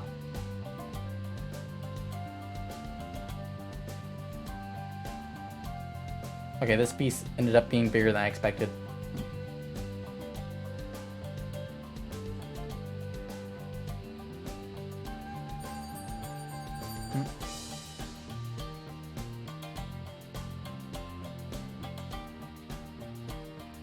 Help! I underestimated the size of this piece of crystallized ginger. Help.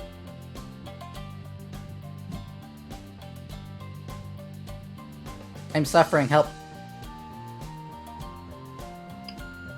So much chewing.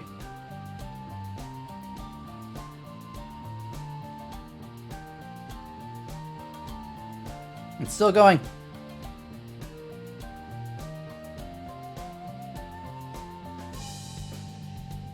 Okay, I think we're good.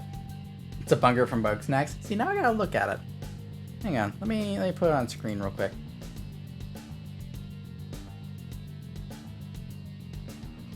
Here, let me just use the burger we had before.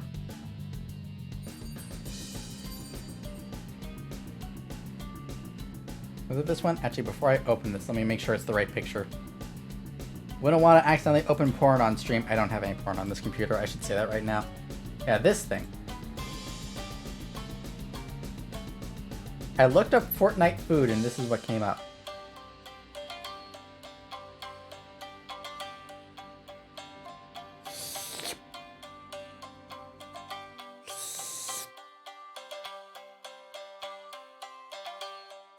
I should start by saying I've always had the ability to make connections easily, so when I started off on Twitch back in late 2020, I met a bunch of people through recommendations. Which is how I met my first VTuber friend purely by chance. Then I made more friends through them and more friends through those friends until eventually I realized I was part of the community. Congratulations, you are grandfathered in. For this computer, disgusting. Can't believe you're a say-so lad. That is untrue. That is slander. Actually, no, it's written. That is libel. All my porn is online. I don't have porn saved, I have pages saved. I actually don't have pages saved. I just have, like, websites that I go to.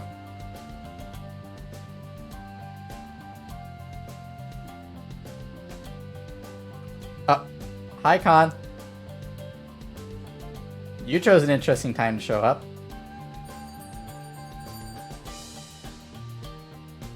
How you doing? Everyone hide your porn. Don't worry, I don't think you noticed. No, please go on. Maybe not. I mean, honestly I don't mind talking. I don't mind that.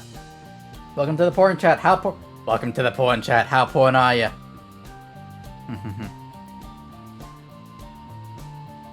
Back to the homework folder. I never had a homework folder. I had back when I had like my first laptop and I was saving porn, I just had a folder called New Folder. And then inside that I had like some temporary files, just like some random pictures and a couple of random Word documents, and then another folder called New Folder 1. And then that one had my porn in it. I was also one of those people who organized their porn folder. And then I just decided, fuck it, I'm just gonna use websites.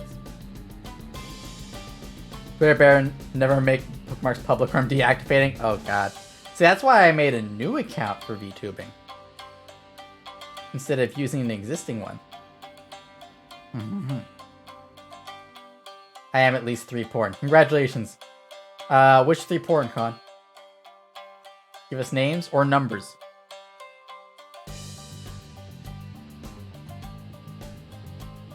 Not me sending dumb pictures on the side. They're cute pictures. I have a picture of a bat getting some soda, and of a danger noodle having a little bath. And my folder in my install location for Microsoft Word. See, that's smart. But I'm sitting here because people say porn like hello. Yeah. I went through a phase of it because I didn't want anyone to I didn't want to do a Google search and have porn terms pop up. But then I got my own computer and my own place, and I was like, there's absolutely no reason. There's no reason to have this sitting on my computer. I'll just use the websites that I know are safe. In my defense, I need it for my D&D campaign. Con? What kind of campaign are you running?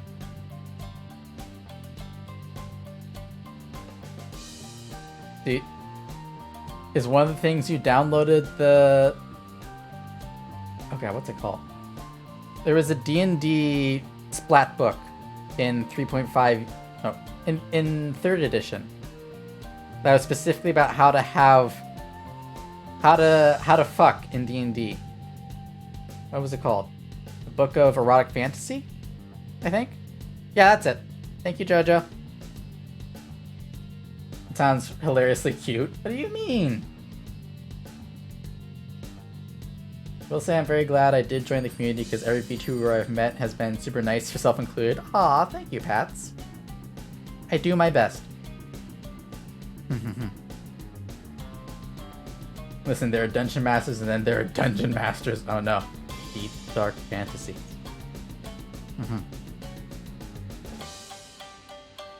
It's really wild to me. What is it? Like to volunteer my body for your campaign, Con. Ayo. It's a certain encyclopedia. Ah, okay. I know exactly which one you're talking about. I know exactly which one you're talking about. You know what's wild?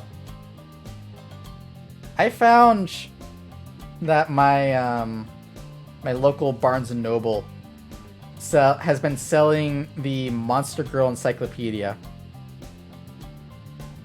for years. And apparently no one has informed them where those pictures came from. What the artist made those images for. They just straight up have Monster Girl Encyclopedia for sale, volume 1 and 2. Yes, I bought them. Being an artist who does lewd art and having people ask me how I do it without getting turned on, I sit there yeah, that part.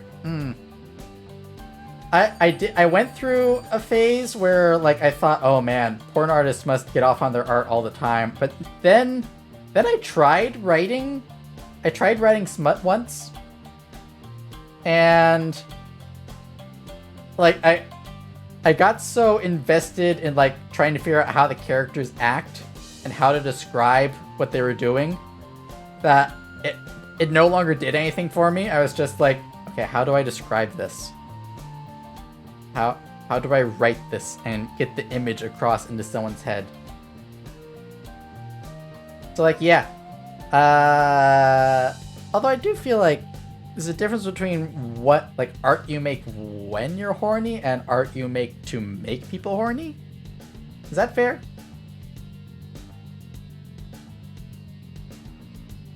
There's a difference. There's a different vibe to it, right? That's the sense I've always gotten from Fall. I followed a lot of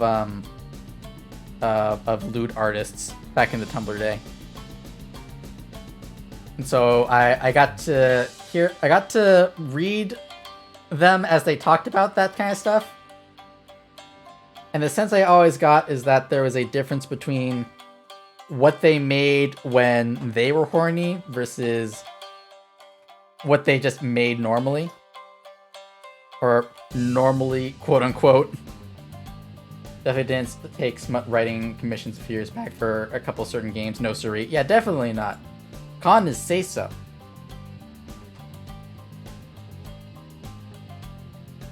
The GM in GM Con stands for Good Boy.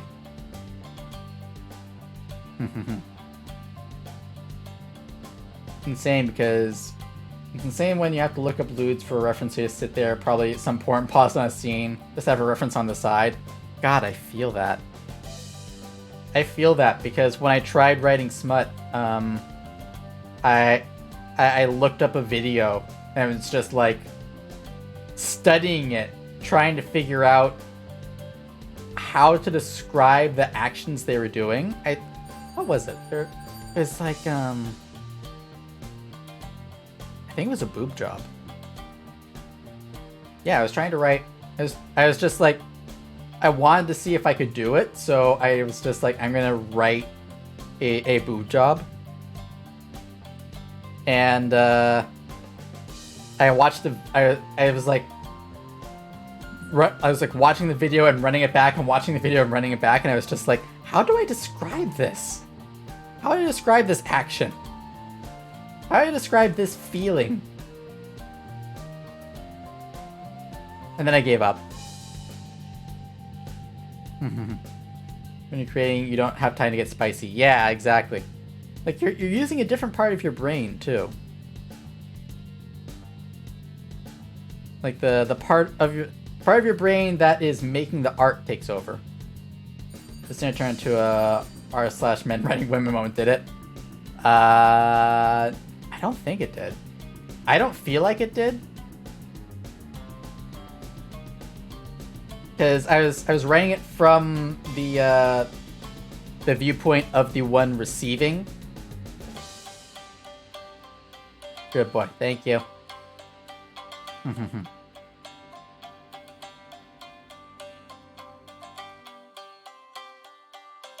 But yeah, I will say, r/men writing women is hilarious.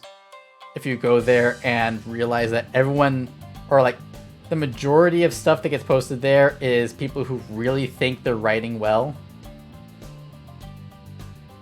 It's incredible.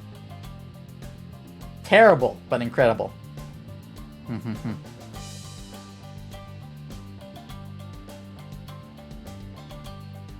Like, that's one of the few subreddits that I would consider just like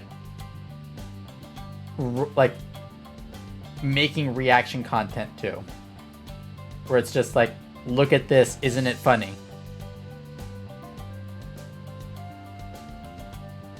Probably not on Twitch. Doing that on Twitch feels like the equivalent of giving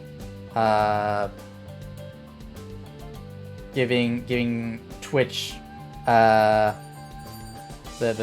Twitch squad just like a loaded gun and pointing it at my head and saying, here you go, whenever you want. Yeah. So we won't do that. Unless maybe as an edited YouTube video. Or as a TikTok series. Humatic. Okay, but yes. I mean, it'd be funny, right? If we, like, like maybe a TikTok series where it's just, like, looking at 2 or 3. Like, whatever is on the, whatever's trending in r/men writing women. That could be fun. I don't know how much sway I would have as a guy. Unless it was like my brother in Christ. Actually, that could be fun. Your voice is really good for stuff like that. Oh, really? Should I try to read it in like the sultriest way possible?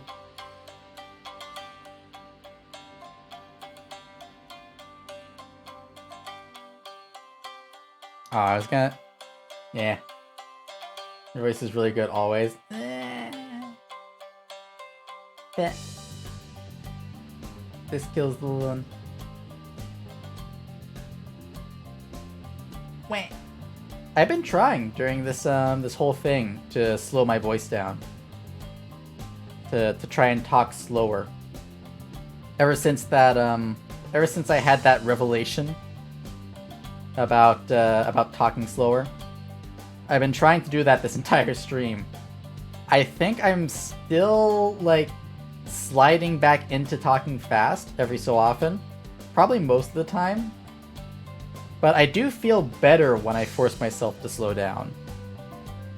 Like I feel like I get more of the word out. Biased? Listen, I'm biased towards you. In fact, you want to see how biased I am? Get pranked. Oh no! No, man, why would you do this? No! I can't hear the song!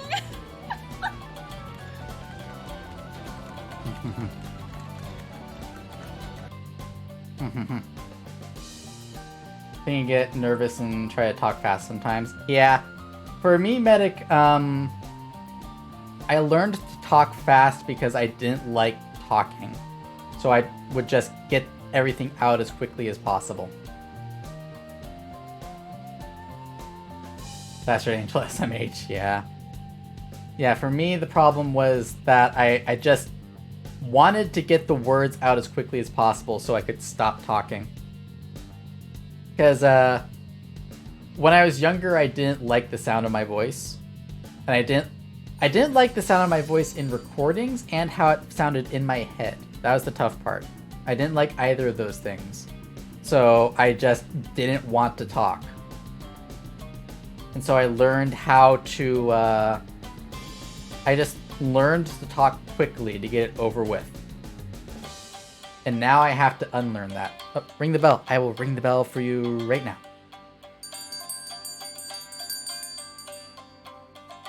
I'm sorry for the low frame rate. This tracking thing. Wait. That makes a lot of sense from where I am. Yeah. A lot of, or I feel like a lot of speech things like that come from psychological places. I work with someone who also speaks really quickly for the same, maybe not for the same reason, but the effect is the same. They speak so quickly that you can't understand what they're saying unless you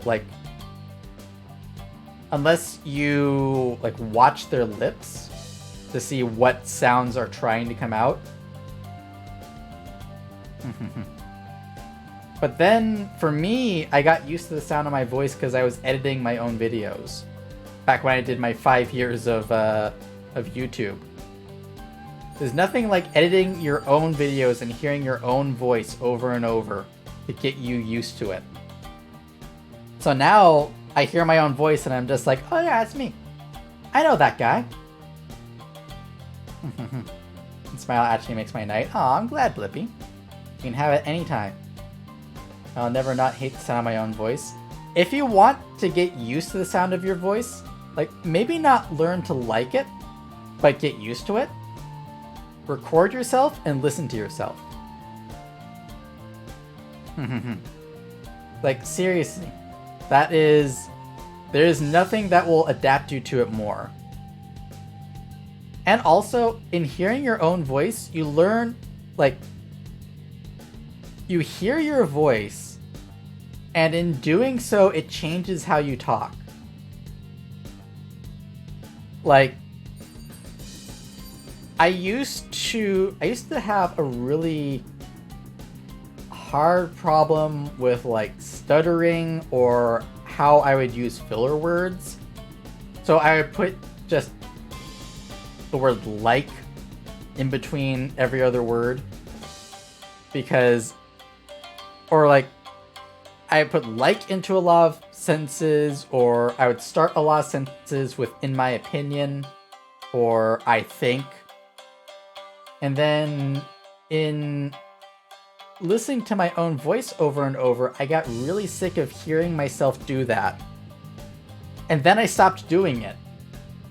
At least as much. Like, I still do it, like right there and there. I still say like, because that's just part of how I talk.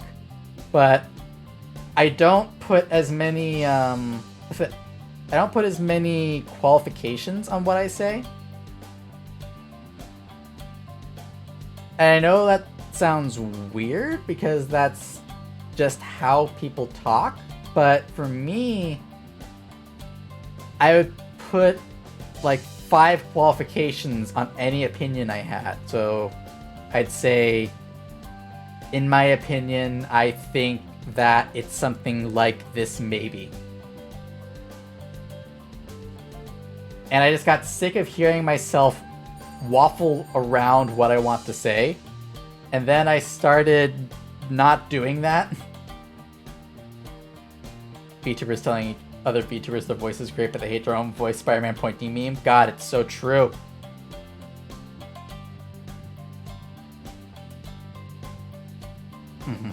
I would hope you know that guy, Lilin. He's you. When I get shouted out by someone who has clips, it's the only time I can stand my voice, not gonna lie.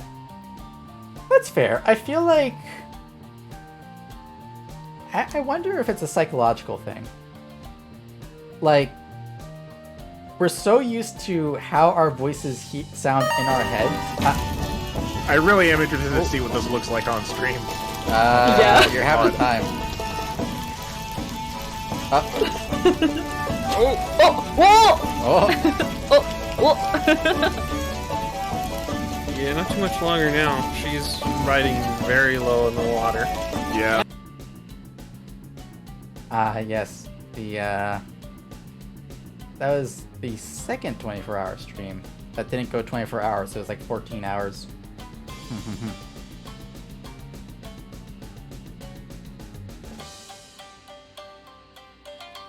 But yeah, I feel like, hearing your own voice really helps. If you want to get used to it. If you want to get used to your voice, then you need to hear it. Because otherwise, there's like a disconnect between the voice in your head versus the voice in actuality. And there's kind of an uncanny valley effect. Oh, pet the demon. Okay. Let me do a pets. There we go. Oh, did the dangerous pets not work? Give me a second. Because dangerous pets is supposed to just kind of drop a hand on my head. Let me see why that didn't work. What the hecky? What the hecking fuck?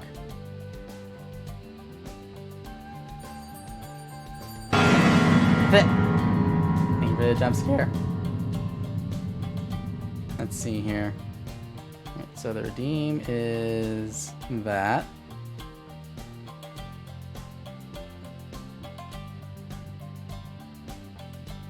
Thank you, Whippy.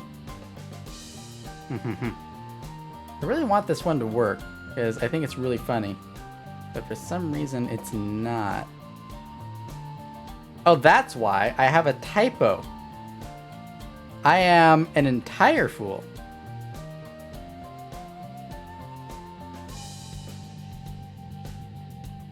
Okay, so now...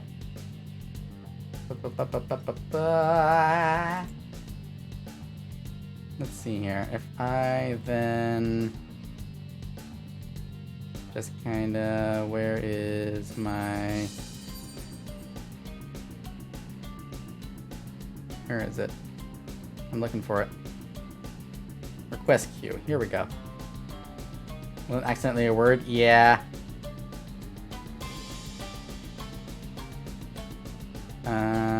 Oh, is it not there? Okay. Let's see. So now I think, can I redeem it? No, it's still on cooldown. Okay. Remind me to try again. Oh, kiss for Lippy. Mwah! Yes, remind me to try again when the timer runs out. Because now it should work, now that there's not a typo, which is embarrassing.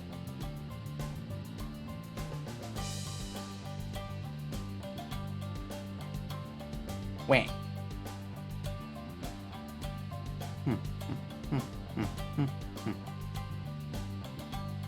What were we talking about? I do not remember. It is gone. Ceased to be.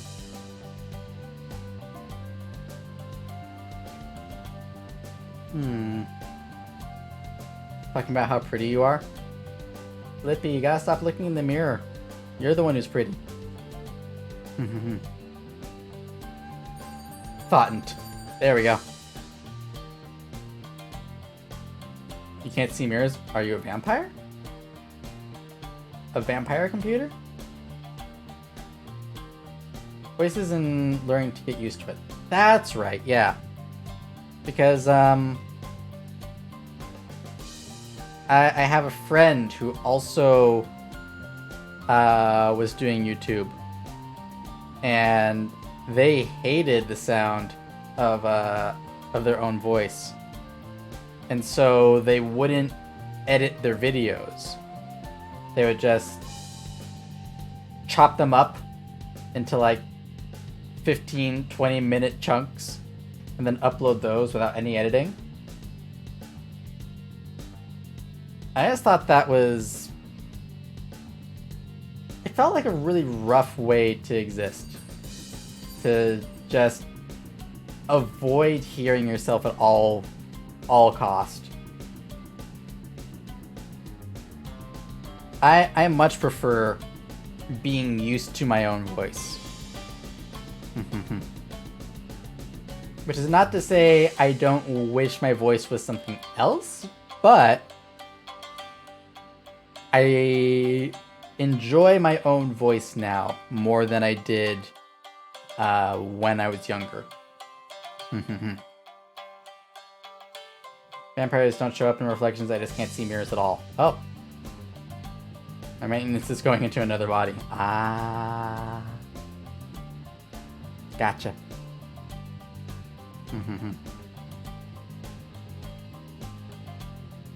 So are you saying that we need to seed more torrents? We need more download mirrors? I'm trying. I made a bargain to sing online once, even if it didn't go through, so that's progress. Hey, that's something. You know, one thing that you can do, this is what I did back when I was editing, is when you're doing something else, like if you're just playing a game or you're scrolling through Twitter, have your own video playing. Like, have your own stream playing. Because I did that to find when to put cuts in my video. Oh, hello, Juno. You brought me a toy. Oh, okay. There you go again. Yeah, I just played my own video in the background while I was doing something else to find when to put cuts into it. To turn a 1 hour video into a 15-minute video.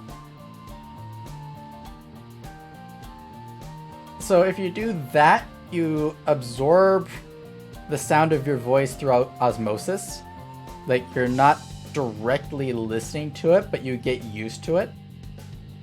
So if you want to do that and then give yourself the goal of doing that to find clips so you can manually clip them yourself, I think that would be a good way to get used to your own voice as a streamer. Because you kind of trick your brain so that you're not listening to your own voice for no reason. you're searching for a specific something, a clip or a highlight, and hearing your own voice is just the price you have to pay. And then over time, it will become normal. It does take work, but if you just kind of trick your brain into it, then it's not that bad.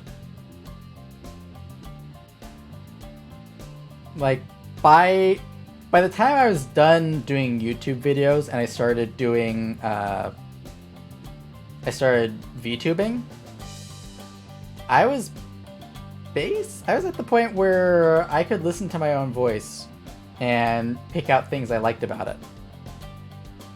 And so that's why I was able to do stuff like, I did Singing March during my first year, and I edited those videos. I had to sing it, and then I had to listen to it all the way through to make sure that the sound synced up, and then edit it down into something that would fit onto to Twitter.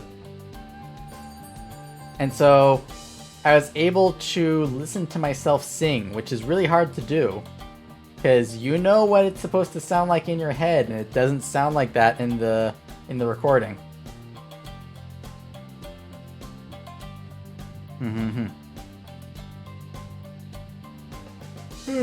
I'm awake. I'm not sleepy. Actually, I am kind of sleepy. What time is it? Oh, 9:30. Okay. We'll go for a little longer, and then we'll probably be good. Good. And just put a soft J into a word at random. Good. It's like a fjord.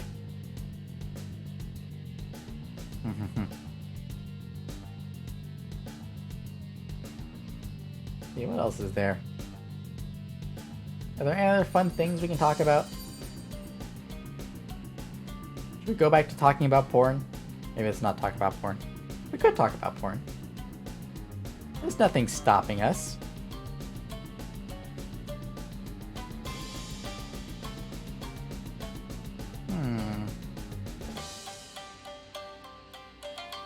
We could talk porn. We could. You know what? Not porn itself, but porn adjacent. I've noticed a lot of... How do I put this?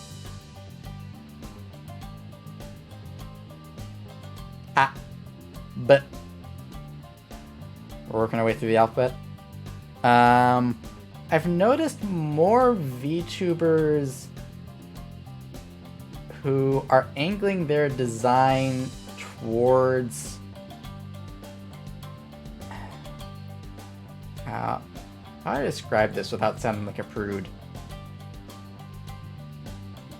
I've noticed a lot of VTubers that are angling their designs towards being alluring? You know what this is going to, don't you? Yeah, Lippy was just giving us the D.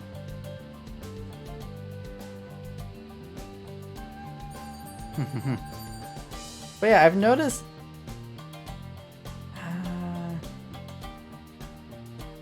I'll describe it this way. I've been seeing more VTuber designs that look like they would be lewdtubers, but they're not. And I've been seeing a lot of people with that kind of design who also are like explicitly sexual on and off stream, who also talk about not wanting to build parasocial relationships. Being hot is the metagame, it's part of the whole sex sells thing. Yeah, it's just... How do I describe this? I feel like that kind of dropped out for a little bit, and we got a lot more of people making models that... I hate saying unique. Models that didn't fit into kind of established VTuber like slots. And then it feels like we've kind of slid backwards from there. Like a lot of...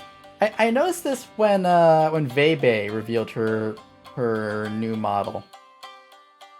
Like, there's a lot of skirting the line that I've been seeing. It's like outfits and models that are designed to just barely pass Twitch's requirements. I think the overly lewd is too much sometimes. Yeah, like I don't have any issue with the lewdness. If there's gonna be lewdness, I want there to be something behind it, you know? It's like, I don't want just the sprinkles. I want the ice cream. I don't want just the honey. I want the tea. So I guess what I'm saying is, like, the lewdness is fine, but I would much rather have there be some substance behind it rather than the character concept being is lewd.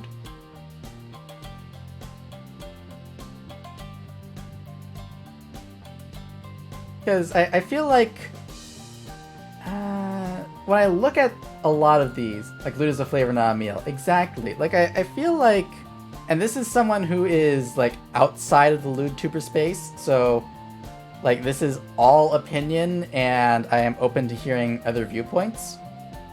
Like open to and looking for other viewpoints, but it seems to me that a lot of VTubers that go for this design will cite Project Melody as an inspiration, or as like they use Project Melody as a defense, kind of.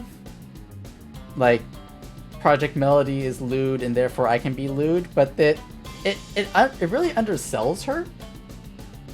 Like, when you watch, like, Project Melody does non-lewd stuff, and she does it really well.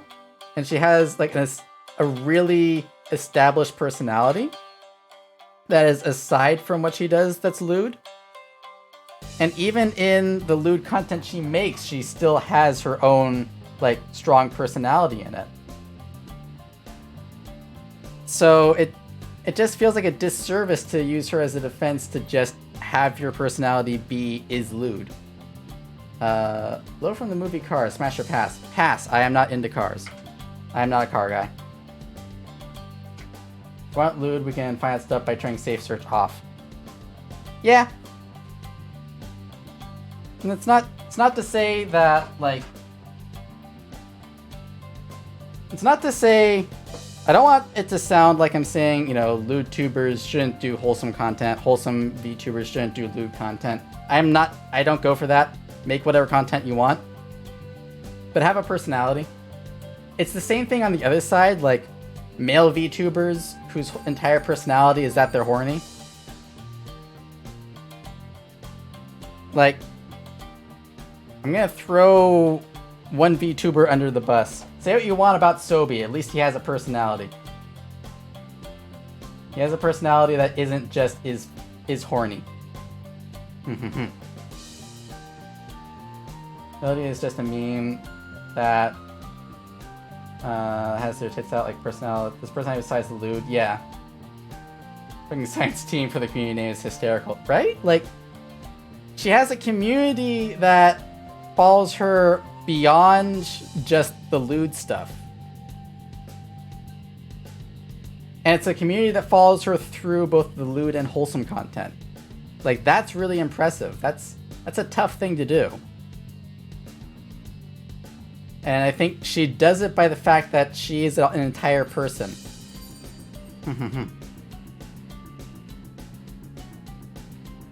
So he's got a personality, to be sure, right? Like, if I was gonna point at a VTuber who has horny as a part of their personality, but that is not their entire personality, I would point at Sobi and be like, hey yo, be like this guy.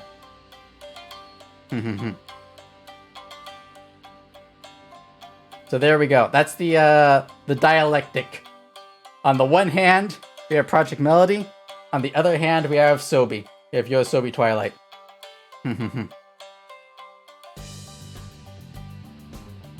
Really kind of started from just being her, and then too many people tried to copycat her.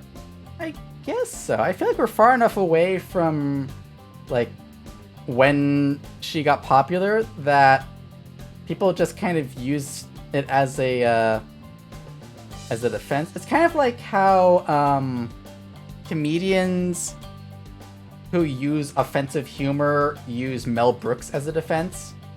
It's people who are using a person as a defense without actually knowing what type of content they make. Yeah. I don't know. I have opinions about that. Honestly, I had this worry about being seen as lewd. Flirting isn't lewd though, and it's just enough more fun. More to be fun than for the attention. Exactly.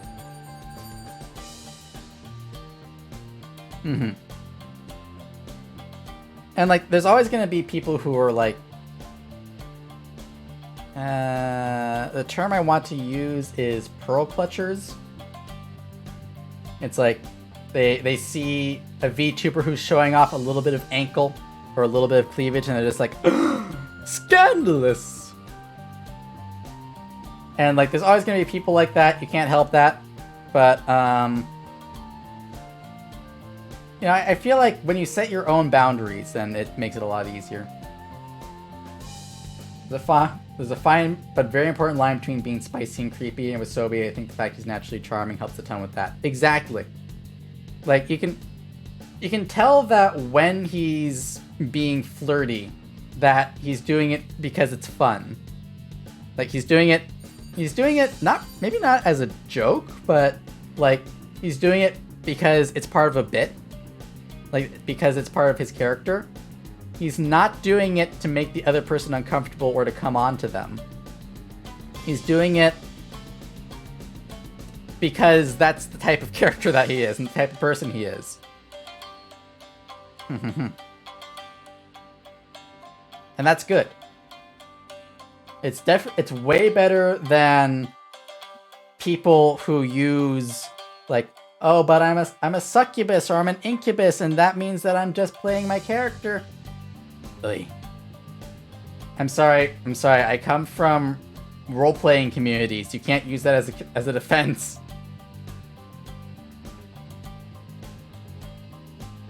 It's insane how good he is at that, and it makes me angry. Yeah. Angry. But yeah, like, I'm sorry, as someone who has come from both, like, online role-playing and, like, tabletop role-playing, people who use "it's what my character would do" as a defense piss me off. Oh, Blippi, you jumped. You had an apple and therefore you jumped.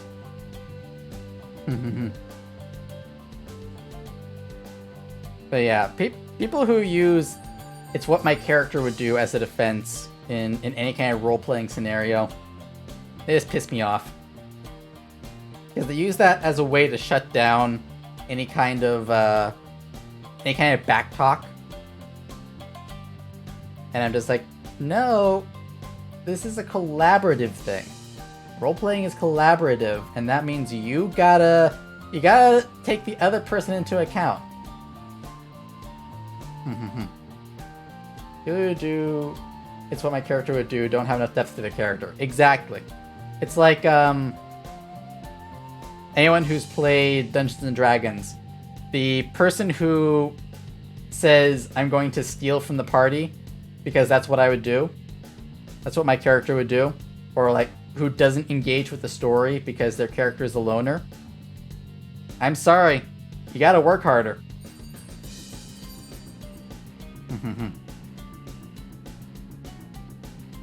Because I wish I had Chrono with the natural charm Sobi has, but you do. What the fuck? You hooked me, didn't you? Yeah, lawful evil character and all good party and was well in sync with them. Same! I did the same thing. I played a lawful evil character in a party of neutral and good characters. And the way that I played that character is that they basically didn't see other people as being alive in the same way they did. I played them as like an intent, like they would be a serial killer if they wanted to kill someone, but it was more like they just saw other people as being animals. And so he would speak down to them, but he didn't want them dead. It was just like if you walked through a town and saw it was populated by like dogs and cats. That's how I played him. And that worked out really well with the rest of the party. So you can play characters that have a role without making the rest of the people you're playing with uncomfortable. Never make a character that doesn't work well with others. Or if you do, you make sure that the other characters, like the other players, are in on it. Like, if you're going to play a character who is antagonistic to the rest of the party, first you talk to the party and say, hey, is it alright if my character plays like this? And then you establish like, okay, well, if your character acts like this, my character's gonna act like this. But here's the scenarios where they work together. Your character's worse than that in the evil department. Fair.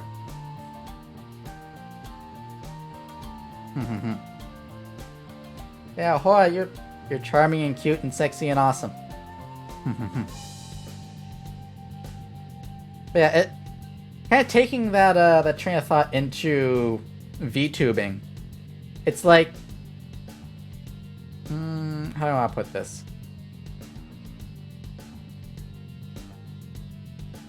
I feel awkward saying this because, specifically because JoJo is an evil villain VTuber, but if your character is an evil villain, you don't always have to be at odds with everyone you say is a good person.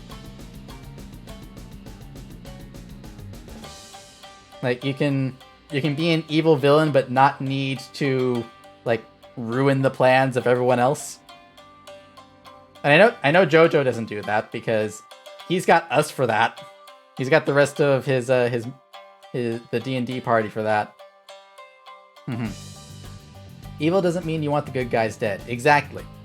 So you make a character who doesn't work with the rest of the party, please don't be surprised if there's backlash from the party. Yeah, that's the tough part. Good people can be good can fodder. And good witnesses.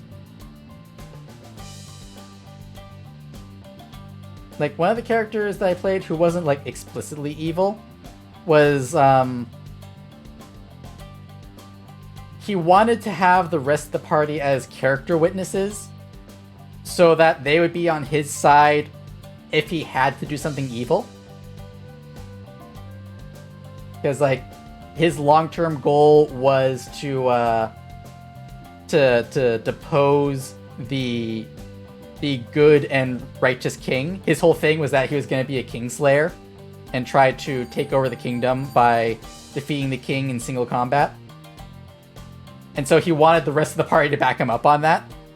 So he specifically sought out these people to like get close to them and honestly befriend them so that they would help him take over the kingdom that he had no claim on. It wasn't like the king, like the prince that was promised kind of deal. He just wanted the power, but he wanted to get there through the power of friendship. What's the point of being an evil genius if no one can see your genius? Yeah! Go the Megamind route.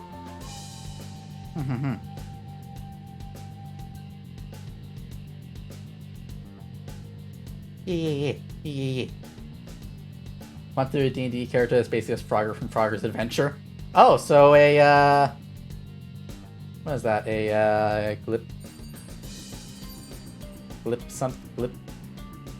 there's a frog race in D&D, and I forgot what it is. Glippy, glip, glipper, glip, something.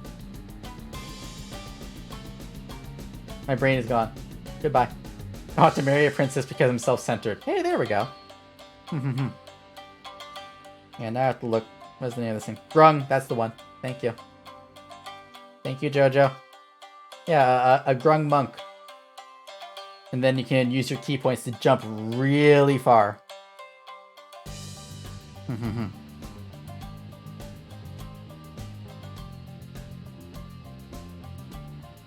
Speaking of D&D, I just watched a video from one of my favorite D&D related channels on YouTube,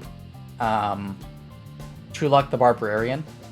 He does D&D builds based on fictional characters. So like today's character that he did was Knuckles from Sonic the Hedgehog, and so he built him as a monk druid. By the end, he could dig like 50 feet per round. So it would just be like dig 20 feet down, or like start combat by digging 20 feet down. Then every turn, pop up, punch someone, dig back down, and never get hit. It was incredible. Trueluck is great. Trueluck is great. I love his stuff.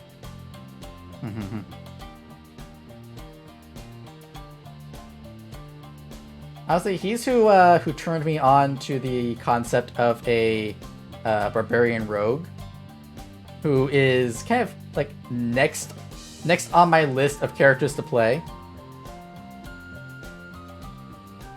Because I would love to create a barbarian rogue and just play them as if they're a Dead by Daylight killer. Just walk towards the enemy menacingly. Sounds broke, I love it. It's so good. Strength rogue barbarians are great. That's what I want to play. I want to basically just play I want to play Mikael Myers. Not gonna lie, dancing around parasocial relationships has been a lot recently. I love making new friends, but finding the pace to get past that para part is a lot of work. It's tough. Making new friends is hard, and online is even harder. There's no easy way around that.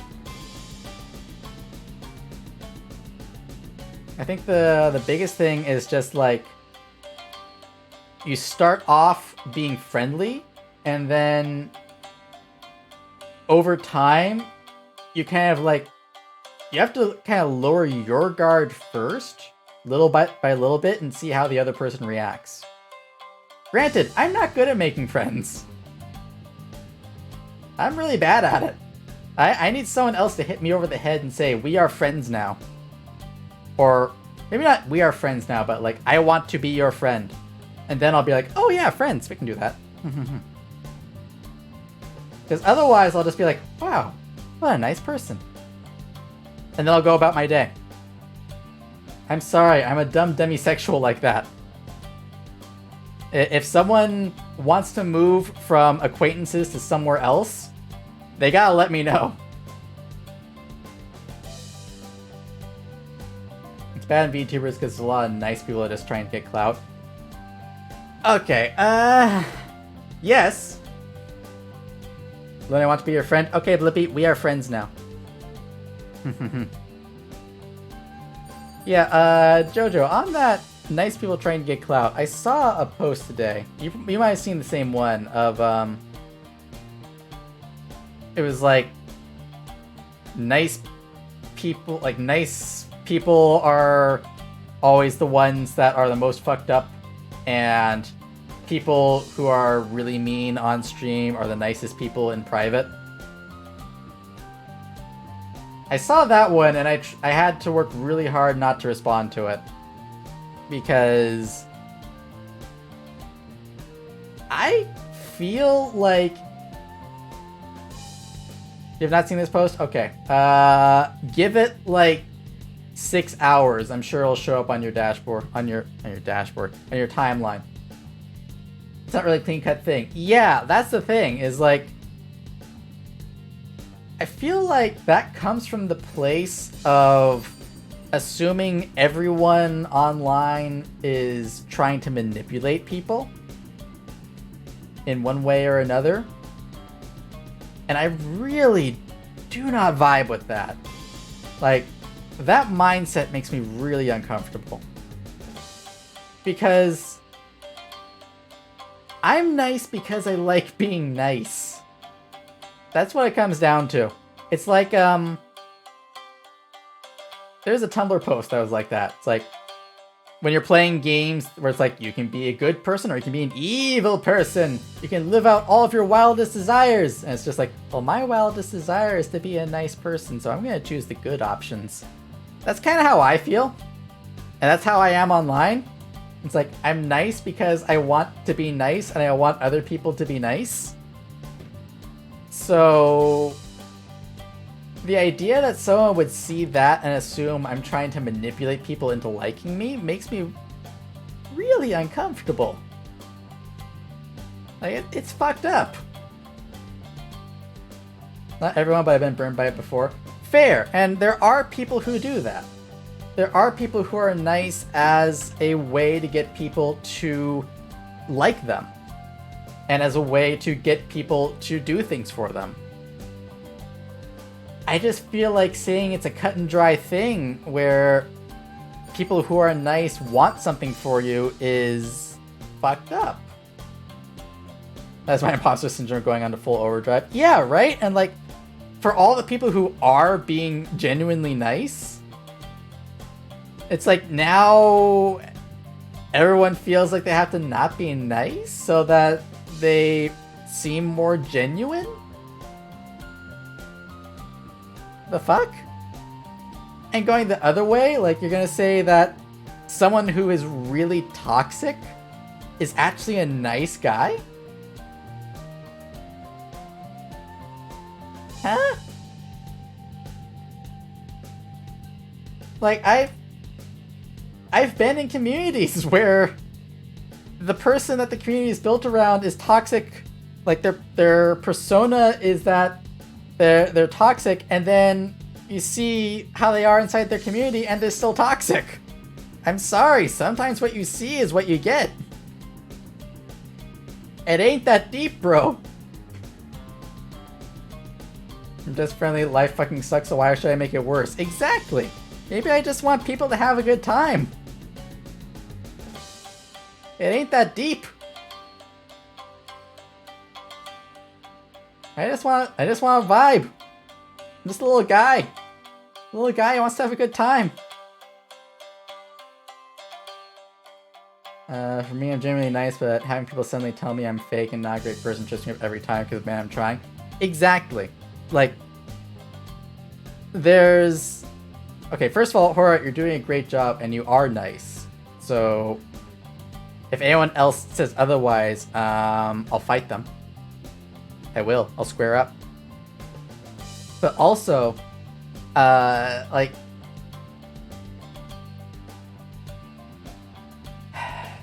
I just don't like how cynical people have become. And, like, assuming that everyone is out... This looks wonderful.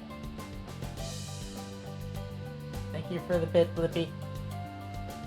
But... You sweet too, thank you. Yeah, I just don't like my entire space of being online is to be genuine and to like be as uncynical as possible. I don't like being cynical, and I don't like other people being cynical about me because I do genuinely want to make people happy. And I know that's the kind of thing that someone who is not genuine says too, because it's an easy thing to say. But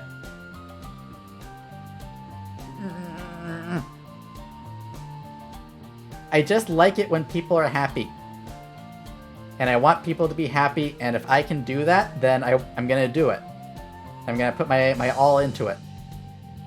Make me happy. Ah. Thank you, Blippi. Thank you. But it's like, it's an issue that's not just about me, is the thing. like, I'm glad that you get it, but I want that to propagate out to. Look. Thank you, Hoa. Buzz. But I want that to like propagate out to other people. Like, I want that not. I don't want that to be trapped in just my community. I want that to spread out to the VTuber community and the internet as a whole. And I've seen a lot of takes about how there's no VTuber community, and no, I'm sorry, you're wrong. There is a VTuber community. We are it. We are the VTuber community. Saying that there is no VTuber community is just giving up your part in this community we have the opportunity to build. So, I'm sorry, I'm gonna be one of those people who says, yes, there is a VTuber community. We are it. And we do have a responsibility to shape what that community is. Like, straight up. We have an opportunity to shape it, and saying that there is no community or that you want to stick with just what's happening in your circle is saying that you're willing to let other people decide what the community is seen as from the outside. We are Venom moment. We are Venom. There's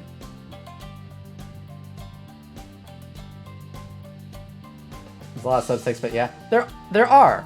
Like, I'm not gonna say that I represent the VShojo fandom, or like that I represent all live viewers, or that I represent all VTubers, but I do want to present myself as if someone from the outside looking in could see me and say, that is what VTubers are like. There's no VTuber community, they say, until there's a VTuber causing drama, then they're all lumped together again. See, that's the thing, is like... okay, I'm gonna get up on my soapbox here. No, I'm not gonna do that. The reason why why VTuber drama like that goes through the community so much is because there is a community. And we all don't want that to be our community. But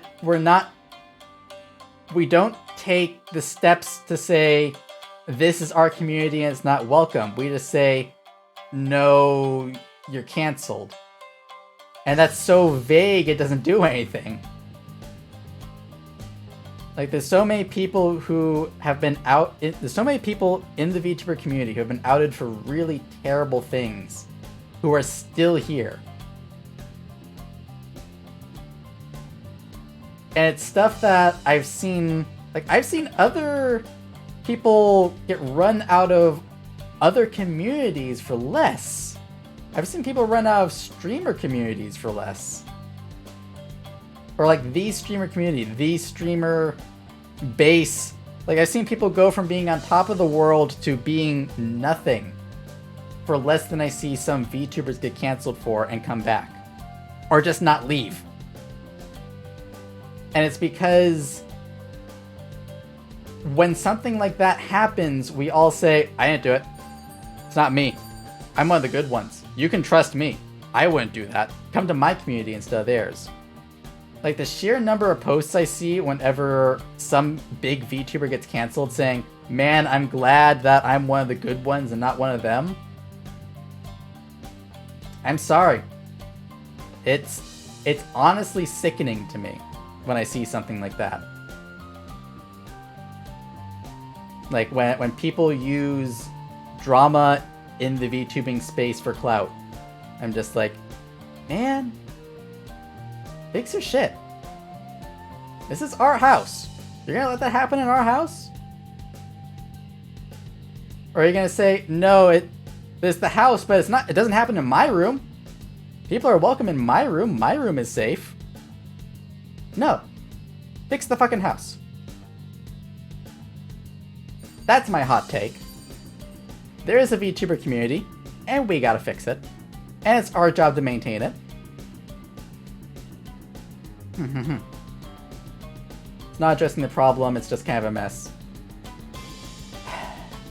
Yeah, and it's a mess because we let it happen.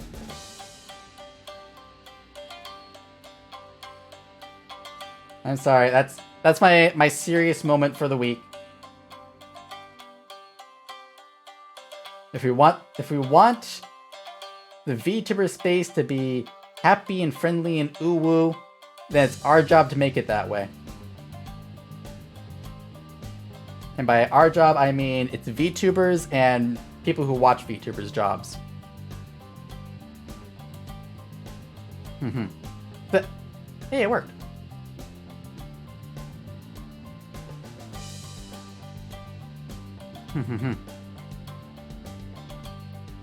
I don't want ooh, I want violent loving. Yeah, there we go.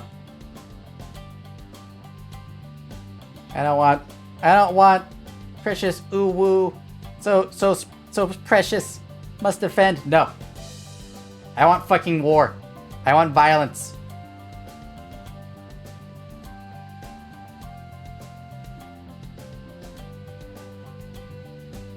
Violent loving. You called? Yeah, there we go. I want to be like that, No, you're valid, ooh woo. The better option is I'll punch you in the mouth with my mouth, you dumbass. There we go.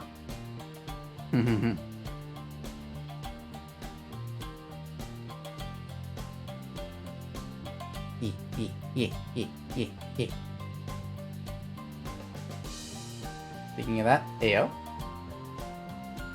And Sparlin? Yeah, square up. My lips are ready. Mwah. That was a dirty shot. And That looks good. thank you for the 2 dreams, Hoa. If I was in Minecraft, I would have been spooked. That looks good. Thank you for the 3 dreams, Blippi. Are we doing a dollar store hype train again?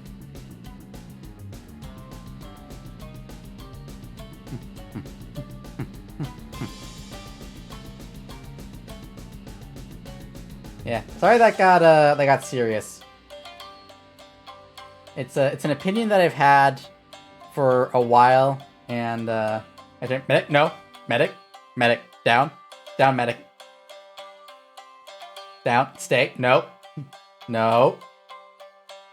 Don't encourage Medicoa. Don't encourage Meppy. I am in danger.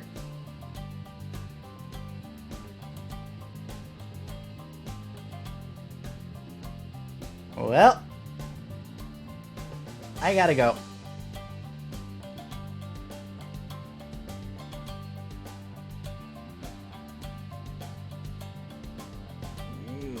That looks good. Help!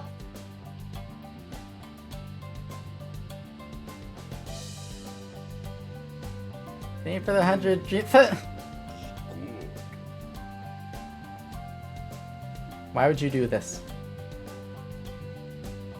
Medic, thank you for the 100 dreams.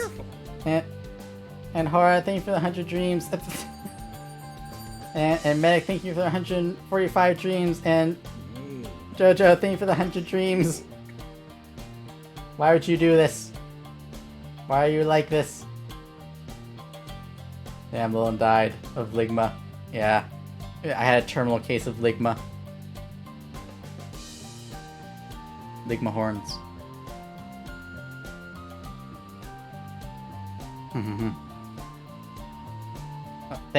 Thank you, tracking, for going into 2 frames per second.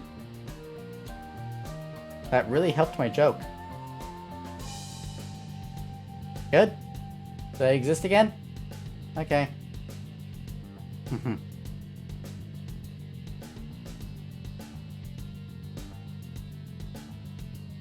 Well, you did it. Are you proud of yourselves? Are you proud of what you've done? Does this bring you joy? I feel pretty good.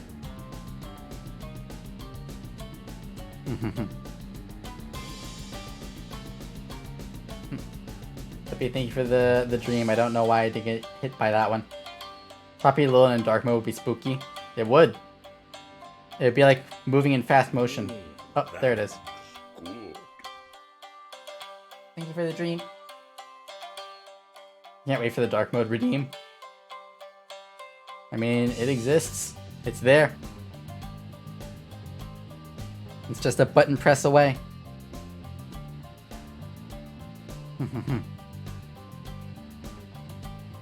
And you might be getting a dark mode elsewhere soon.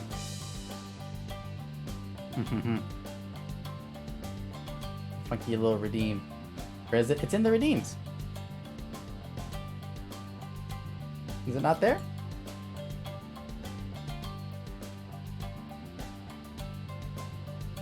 Where'd it go? Where the fuck is my dark mode? The fuck? Hang on. Hang on. Hang on. Hang on. Wait right there. Someone stole my dark mode. Darkened. Where is it? How did you get turned off? Put that back on. This is actual discrimination against the darkness. I'm sorry! Too much Kingdom Hearts!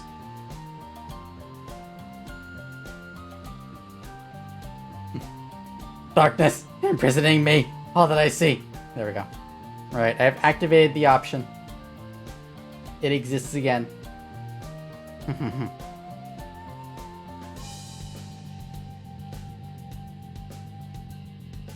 And now we wait. There we go.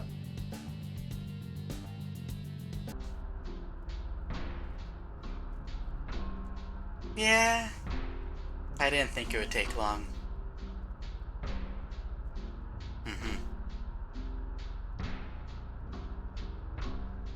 Well, here we are. Oh. This kills the bat. It's alright, Hora. You can't get away for long. Oh. Medic? Mwah.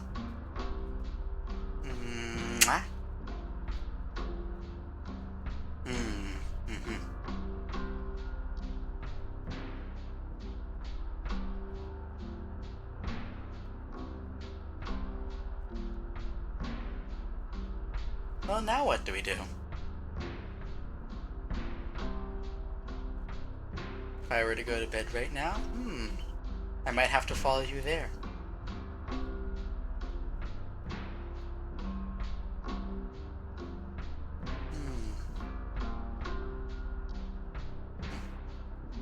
Let's kiss the horror, please. I can do that. 15-minute cooldown? No, I make the rules here. You sit in despair now. No, no despair. Just a little sleep paralysis at 1 a.m. It's fine. I will hydrate then. Let me just soak up some dreams.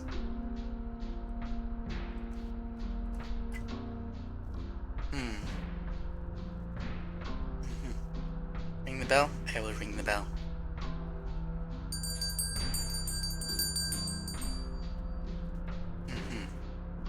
It's literally past 1 a.m. for me. Jojo, go to sleep. You need to be in top condition for your experiments tomorrow.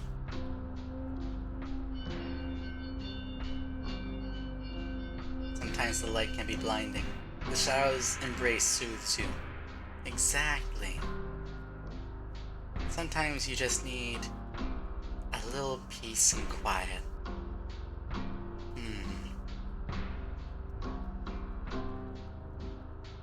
Always happy to give that.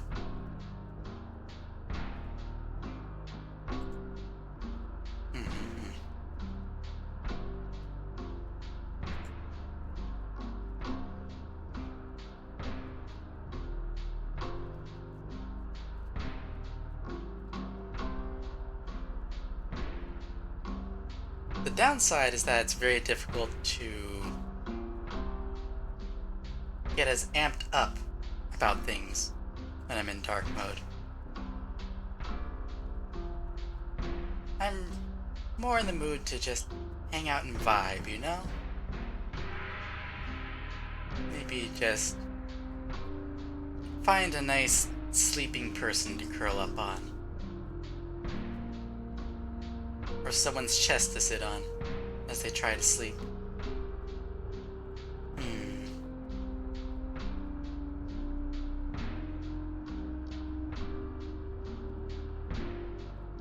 That does sound nice. Is it past your bedtime? Of course, Blippi. Even computers have a sleep mode after all. Let me get into bed. Perfect. My favorite spot.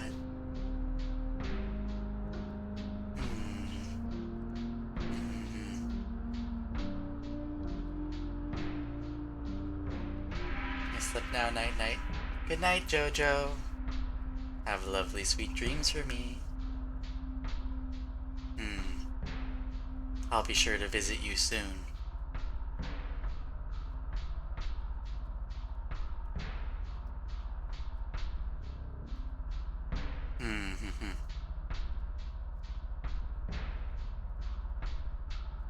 Taking the biggest sippies right now. Oh? Of warm milk? That's good. After all, the sooner you get to sleep, the sooner I get to visit you.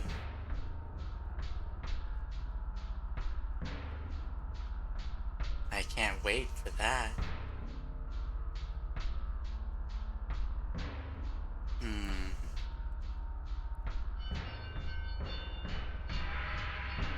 What if I just, reverse and sit on you?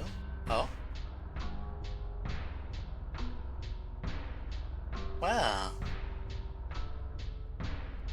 I suppose that could be arranged.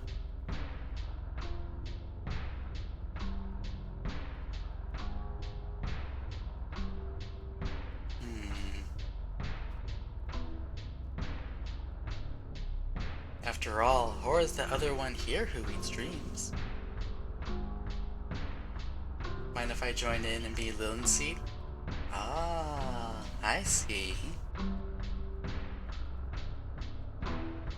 I think we can do that.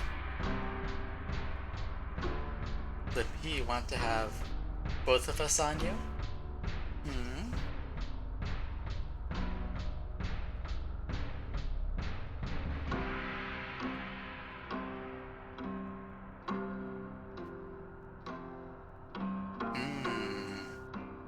I see how it is.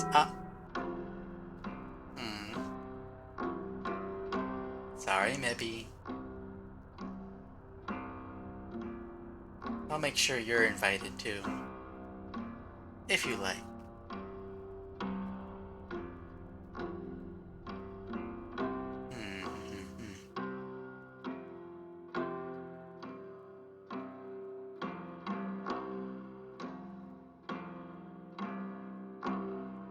So maybe as well.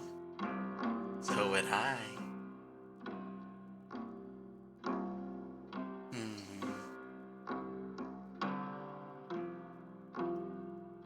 It would be rude to turn down an invitation. It would. You wouldn't want to hurt my feelings, would you? I'd miss you so very much, maybe.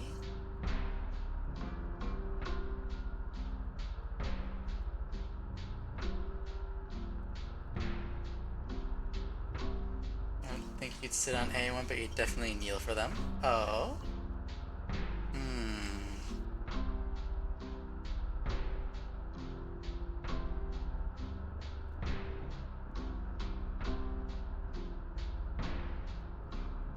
I might have to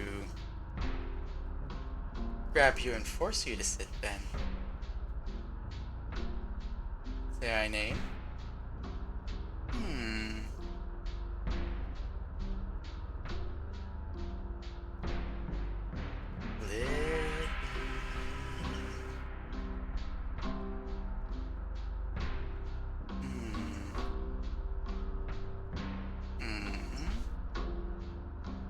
so many cuties in the chat.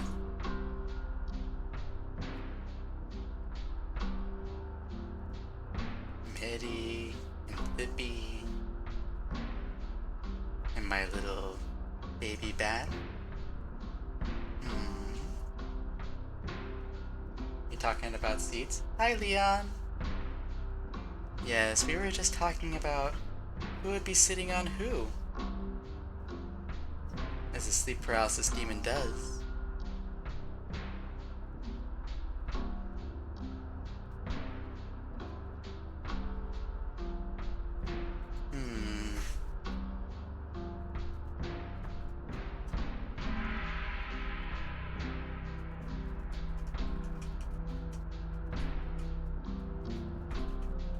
Just 1 second.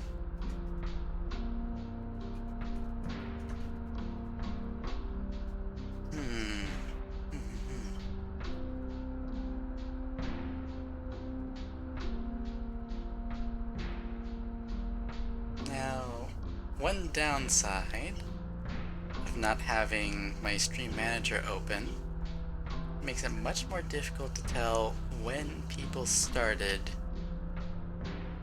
something that requires a timer like this.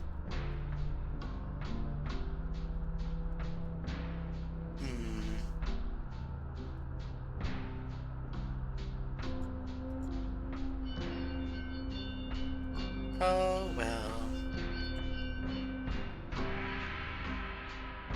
Or I heard it. Aw. My baby bat always knows when I'm thinking about them.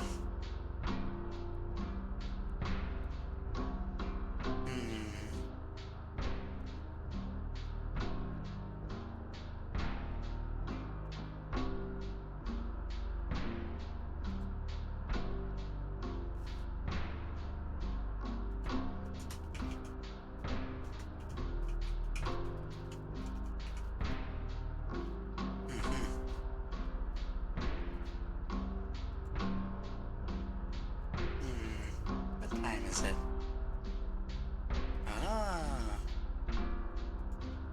It's starting to get a little late.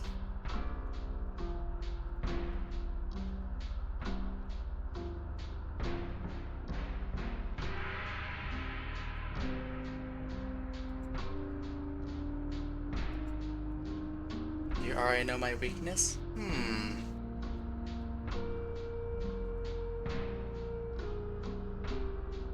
I don't know about weaknesses. I do know that you're very sweet.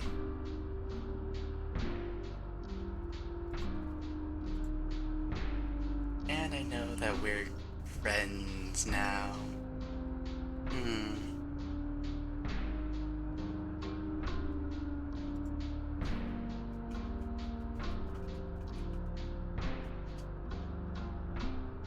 Possessive pet names? Ah.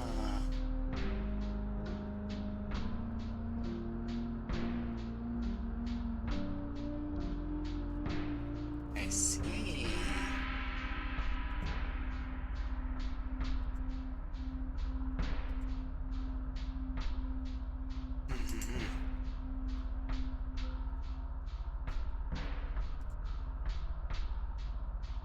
Then you say it's extra effective if I call you my good little boy? Or what would you prefer?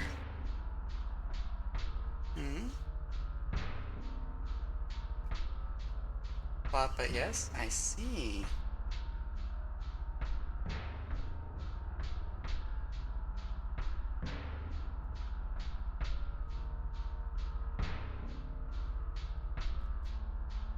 My good little boy.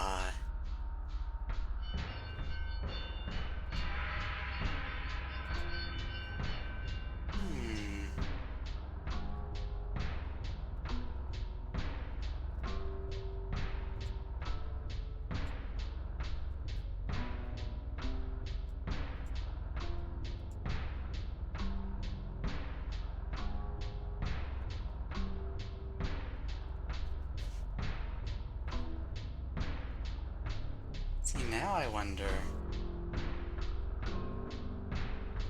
what should we do?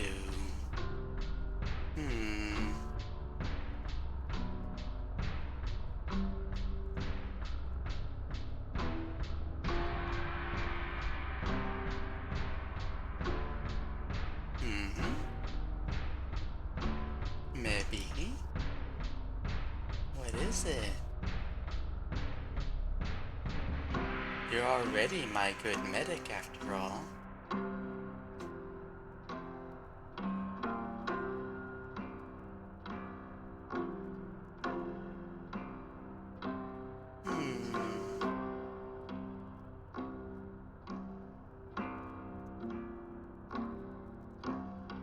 Uh-oh.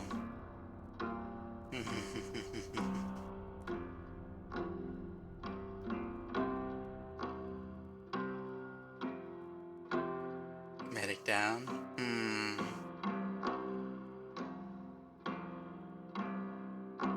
Suppose I'll just have to take medic away until they feel better. I'm sure I can help with that. So who are you?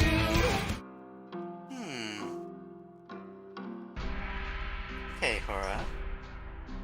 Good morning, good evening, and good night. My name is Lilin Kanashibari. I'm your local, friendly sleep paralysis demon.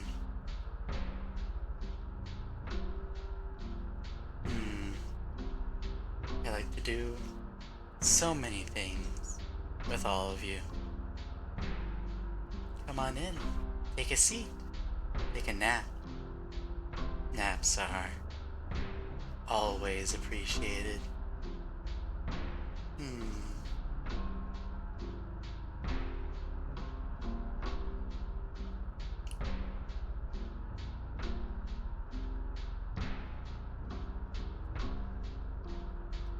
can't nap? Well, you can sleep as long as you want, Leon.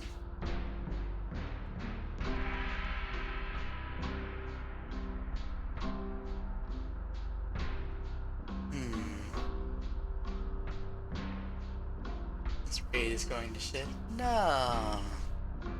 It's perfectly fine.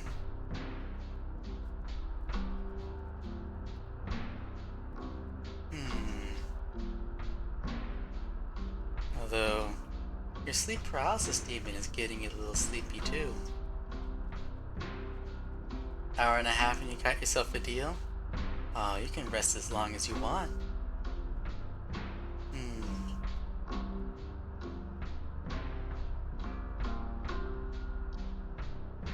Actually, you're yawning right now? That's a good little bot.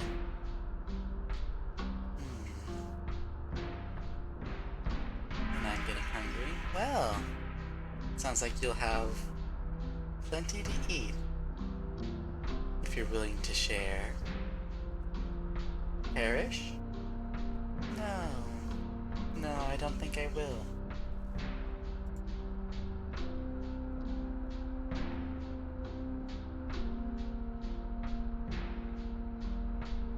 But I do think that...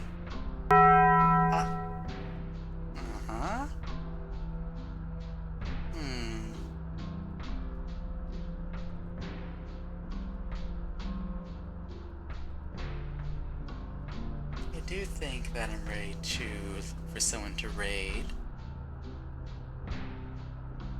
I think that'll be much easier to do without everyone falling over each other to fall asleep first. Let's just put this away for now, shall we?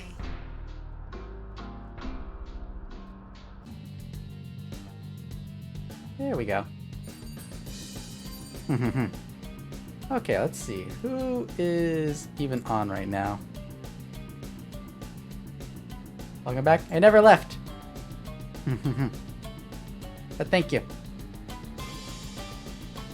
Like that the music changes during it too, like for real.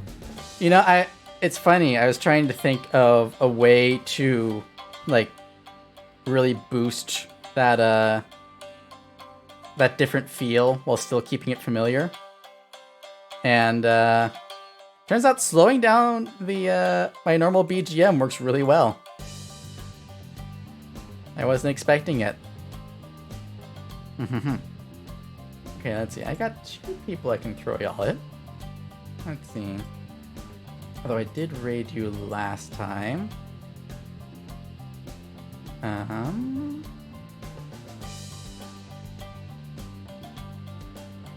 How would you all feel about vibing with some Final Fantasy XIV, the award-winning MMO, with a free trial up to level 60? Including the award-winning expansion Heavensward? But Dog, we could... Okay. It's either that or we raid Dog, who is playing, a game. It looks like a DS game. You know what? To be honest, I don't see much of a difference between this and Skyrim.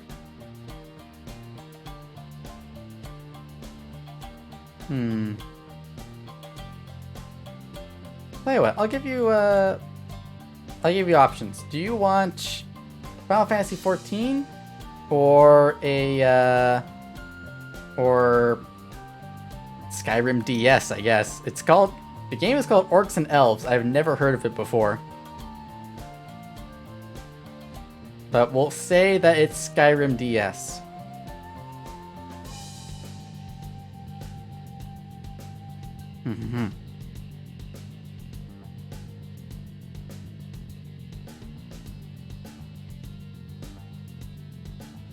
Anyone have any preference?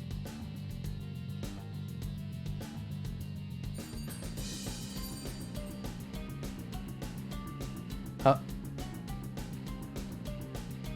I get the feeling who that vote is for.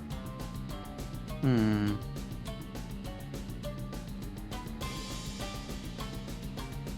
we can... Let's go for the doggo. Why not?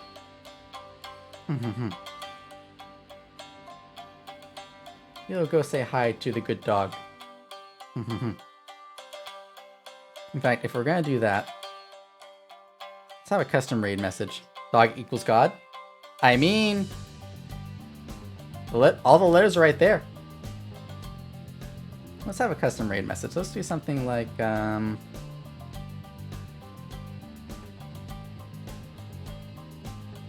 I have to come up with something sufficiently funny. Let's see here.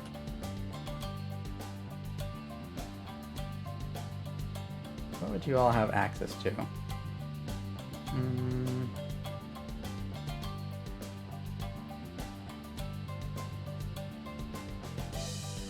Let's do that one.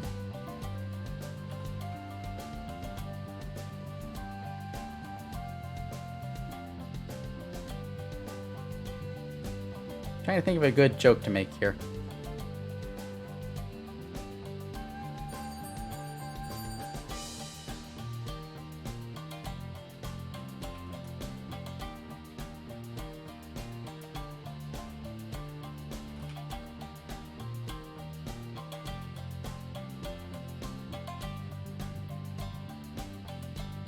You know what? How about this one? No context. That's your raid message. Go ahead and use my channel points for that. They should both be tier 1 emotes. So same as usual. You can use your... If you are a sub, then you can get them easily. You already have them, actually. If you don't have them, then use your channel points right now. And if you don't have channel points, then use whatever emotes you want. No, Zetter! Zemter! Zemter, no! Zemter! There, sub. For some reason, the bell didn't update for a little bit. Can you try again? Oh.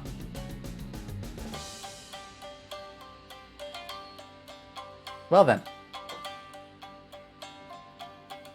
Thank you, Zetter, for the resub. I don't know when Stream Elements is gonna pop it up in my face. I'm sure it'll be sometime soon. Question mark? Soon? Stream Elements? Good? You know what? It's fine. Let me get the raid going. Welcome to there the it is. Sleepyheads. Thank you for the resub, Zetter. For 6 months, we gotta think of a name. Enjoy your month of emotes, which is coming in very handy now, and your updated complimentary bell. We're gonna go raid Tycho Bet. So all of you have fun, behave, gamble a lot. Make sure you roll your dice. And yeah, thank you all very much for watching. This is a fun, just chatting session. I'll have more things to say next time. Thank you, Blippi. My good little bot. Yeah, thank y'all for watching. I hope you have a lovely day or night, whichever one it is for you. Thank you for the stream. Thank you for coming over, Zetter. If it's nighttime and you're going to sleep, I hope you have lovely sweet dreams for me. And if you're not sleeping, then You better be sleeping. I'll see you all next time. Bye. Yeah. Okay, get out of here. You got your little crumb. Now get out.